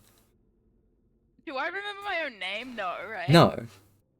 Okay. She just like looks at them and like, and then just like continues walking, like, it's like, Hmm. turns around and walks the other way. Kaba and Torvik definitely know what's happened, considering Kaba knows a lot about the River Styx now, because it runs through him. Torvik, you've done your reading. There's a lot of effects, and since you've been dealing a lot with, have overheard a lot about the River Styx, you've done your own reading. You know that she probably swallowed some.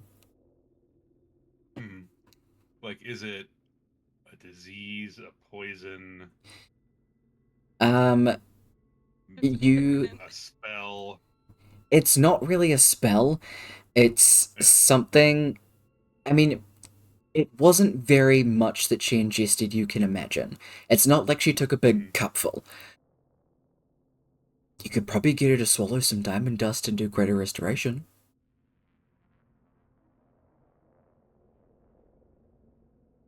All right. Find us a cleric. Yeah, I don't have that spell. cool. You do have two that can cast it that are talking to her currently, as she turns and walks away from them. He will just look at them. We need diamond dust, greater restoration right now. Merlin like reaches into a pouch. Okay, what happened? As he's like walking towards her. She She's just swallowed like, a bit of river. Of river. Leaf River just. sticks. Sorry, not river. The girl with knives. Oh, good. I thought she was back at Millstone. Okay. I thought I was just teleporting you guys home. Leaf is just very confused.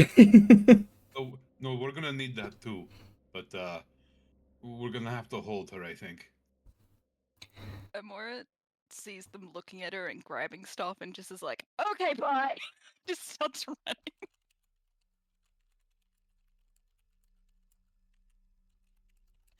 Oh Oh no. So immediately everyone starts to run after Amora.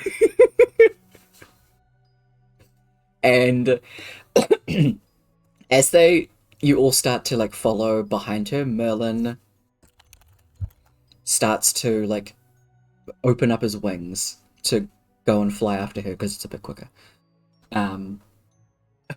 Or you're being pursued by a bunch of strangers.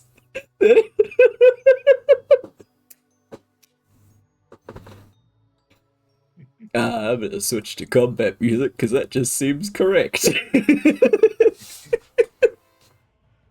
She sees people pursuing her, and she just throws out a spell. She just disappears. Oh. Don't know where she's going, but she's going fucking somewhere. I need you to give me a roll to see if you know how to cast it. Oh, what do I need? Oh fuck, where's Carver's spell What am I things? rolling?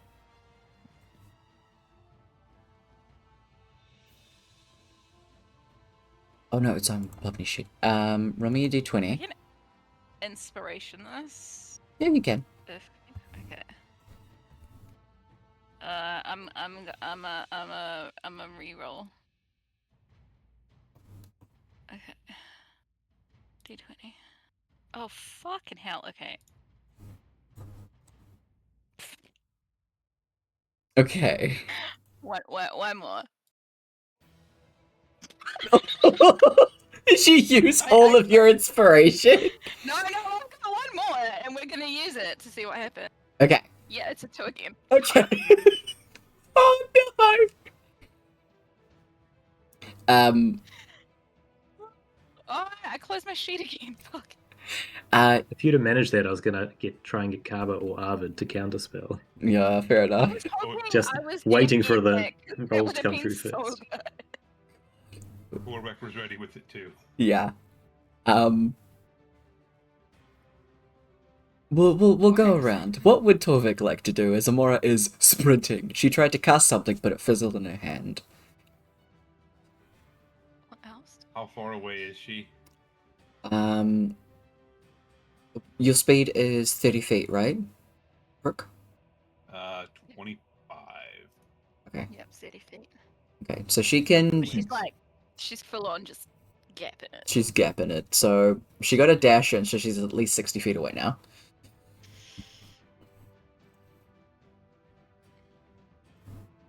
Man, I really wish I had that temple spell. That would have been funny as shit.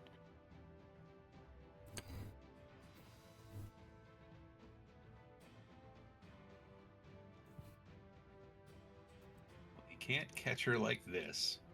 Okay.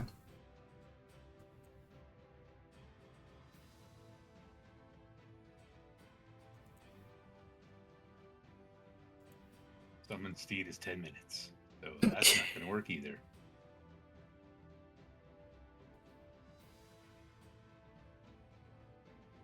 You can just keep running.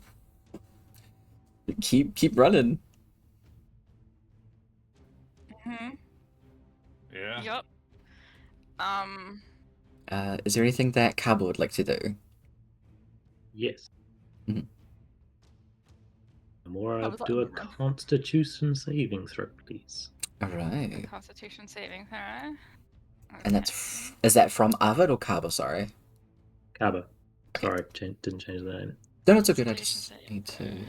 Oh, that's an 8. So I You did a 19, so yeah. Okay. Amora My suddenly rolls finds have herself. failed me. Amora suddenly finds herself right in the middle of the chasing group. Kaba, knowing what he's doing, has turned around, but hasn't told anyone else. Oh, okay. So he goes to catch her. She screams and would probably like kick out.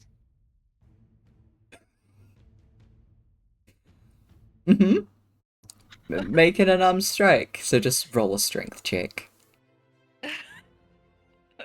Pretty sure you have to beat a 17, right? Or is it higher now? Strong. 17 as long as he doesn't reaction cast anything. Well, I believe a not 4 strong. doesn't meet that. So you just see her kick out. Doesn't get to you. He just grabs it. Give me a... What is it? Athletics check. Amora, you can do acrobatics or athletics. It's up to you. Well, that's slightly better.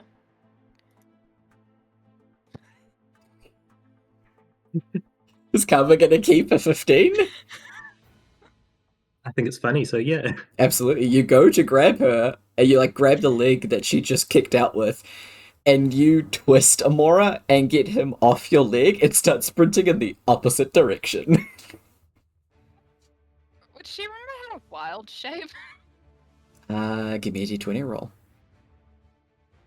Be nice. That's a 12. You are like running as fast as you can, and you see.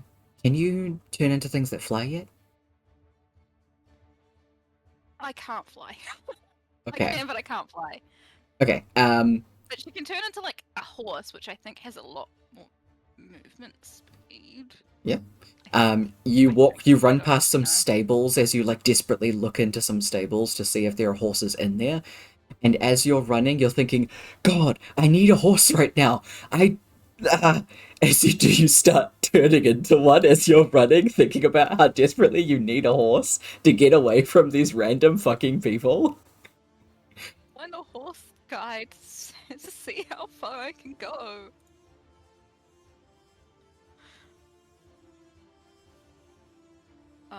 What level is it?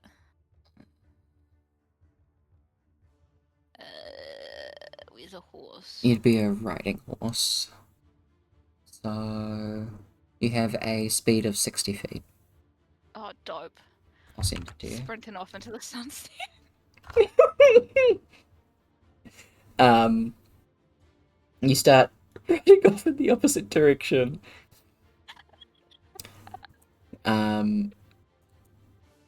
Leaf is going to curse and turn into a another 12. So 12 can be anything. Sick.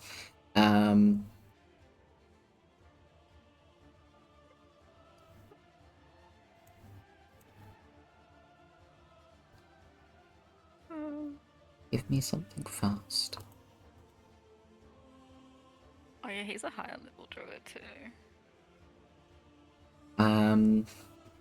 Leaf is going to turn into a giant vulture with a flying speed. Oh wait, I wonder if they're faster. Oh wow, they're not.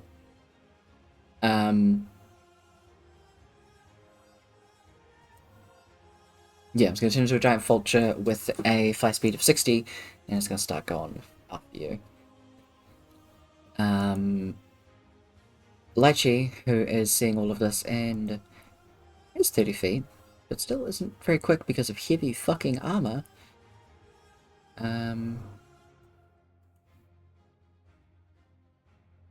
Is going to... When are we? Oh, there's no map.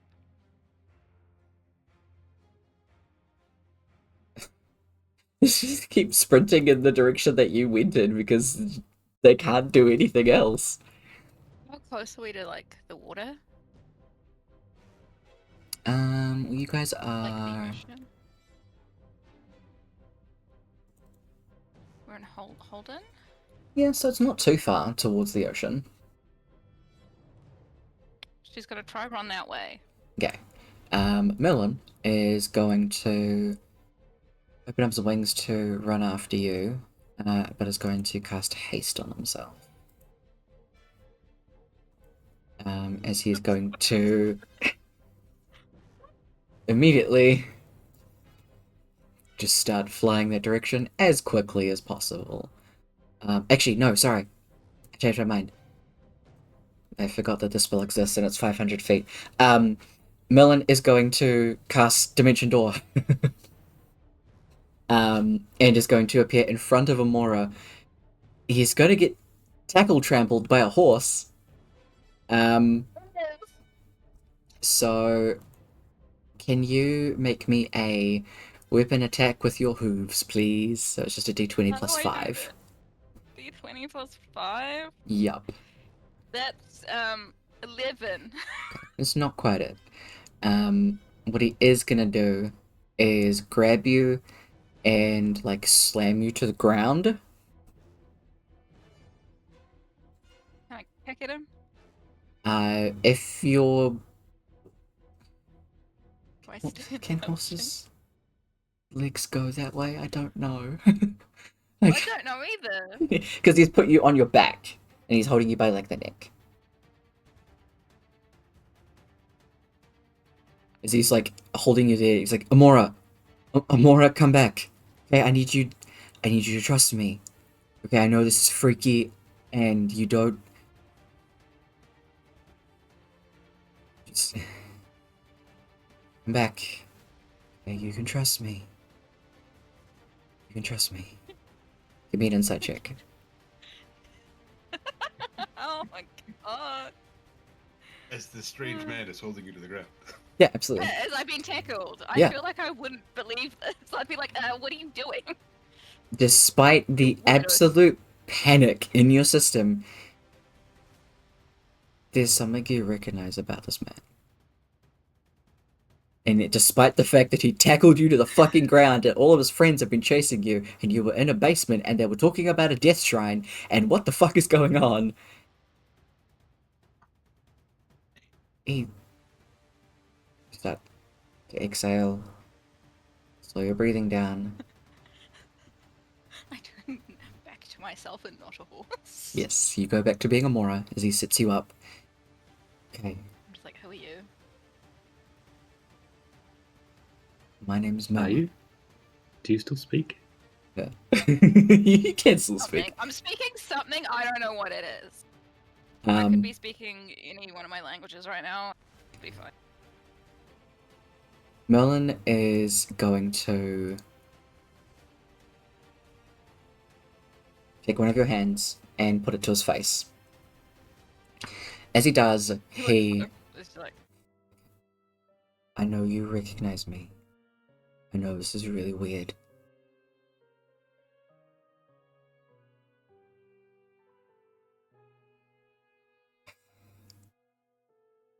He leans down into the bag of diamond dust, puts it across his mouth, and then grabs Amora and kisses her to try and get her to ingest the diamond dust somehow as he starts to cast Greater Restoration.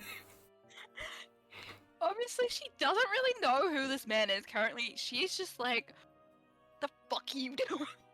Yeah. And as you start to like push him away, your brain starts to get like foggy a bit before it starts to clear. And then Merlin pulls away. Vic. Fuck. He's, Rude. and he's looking at you like expectantly, like, Amora? Can she pretend not to know who he is? Yeah, absolutely. Give me a deception check.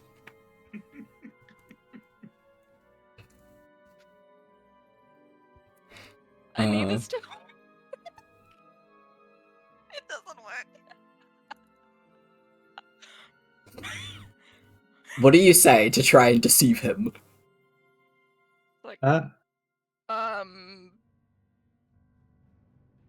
I have... no. Because like, could Arvid misty step forward Mhm. and then once again spots the look in Amora's eye that says she wants to lie or deceive people and is like, this is my student. And Mhm. maybe kick up a bit of dust or something to aid her and give her the advantage. Yes, absolutely. Okay, so in that case, you can roll again, I'll say. Okay. Fuck's sakes. You just can't help some people. You can try. I like this though. So what do you say to Merlin again? You're like, oh, what? Yeah, pretty much. Okay. And he just cups your face, like wipes across the bottom of your lip where some of the diamond dust is. Puts it on his mouth and then just says, "Make yourself try again." He knows it's you, but he kisses anyway. Let's go. What a At that time. point, Arvid looks on in horror. Yeah. I was like, ugh. Alpha just starts yelling, What is he doing? "Why is he eating her?" And that's what everybody else walks into. Exactly. Everyone catches up, out of breath, panting, as they're just making it on the ground. That's all internet session.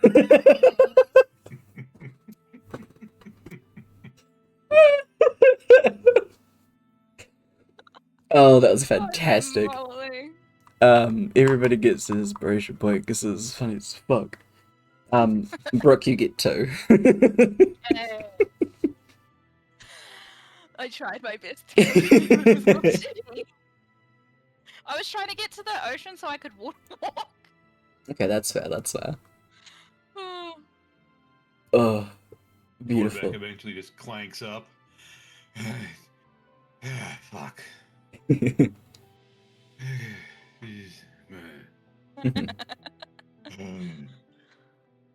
Like she jogs up next to you, wearing heavy armor too, and just gives you some water. Just I've been running in this stuff. I someone's got like, the little legs. finally. Yeah, that doesn't help. Well, at least she's better. Yeah, good for them. I hope. Like she sits on the ground with a clank. Torbeck just plops down next to her, Yep. pulls out a flask. Fucking hell yeah. Immediately. Yeah.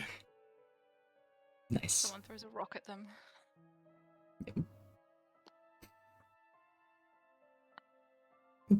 They are both sparkly for the rest of the day. It doesn't give you any advantage or disadvantage, but you guys know.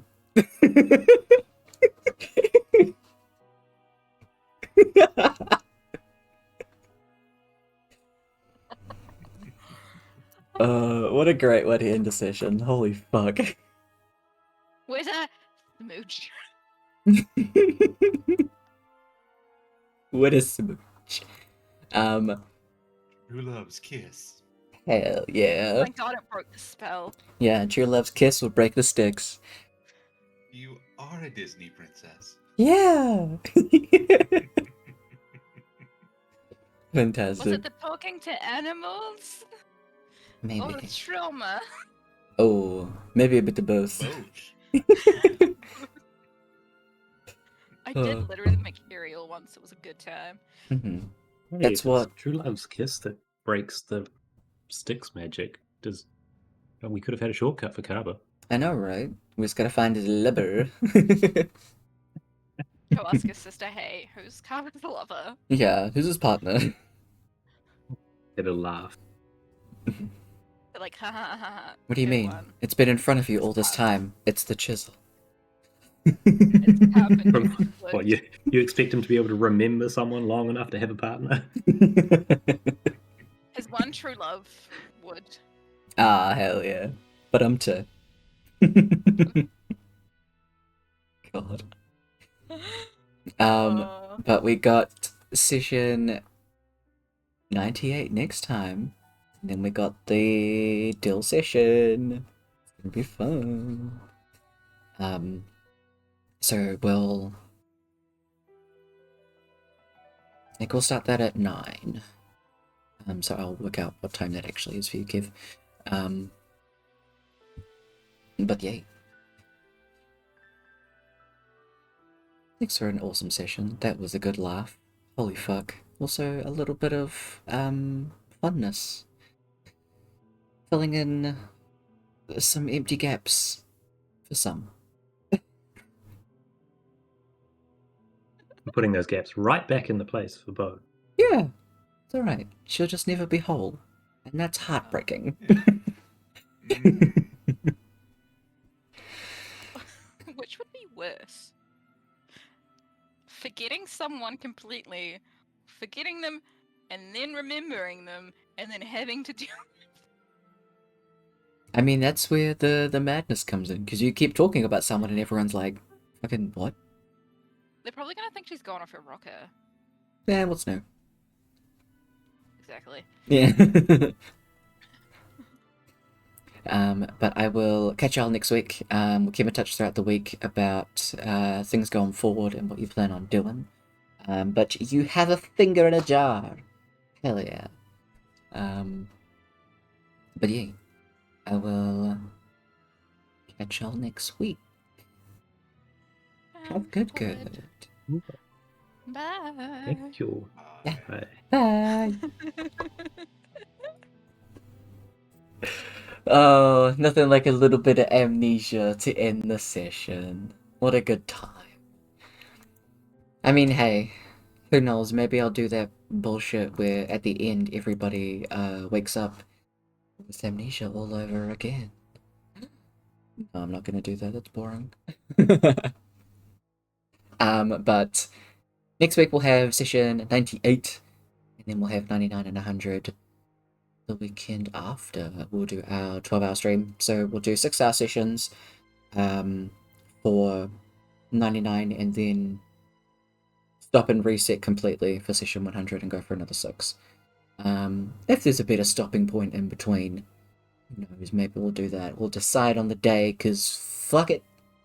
That's all we do. Thank you all for hanging around.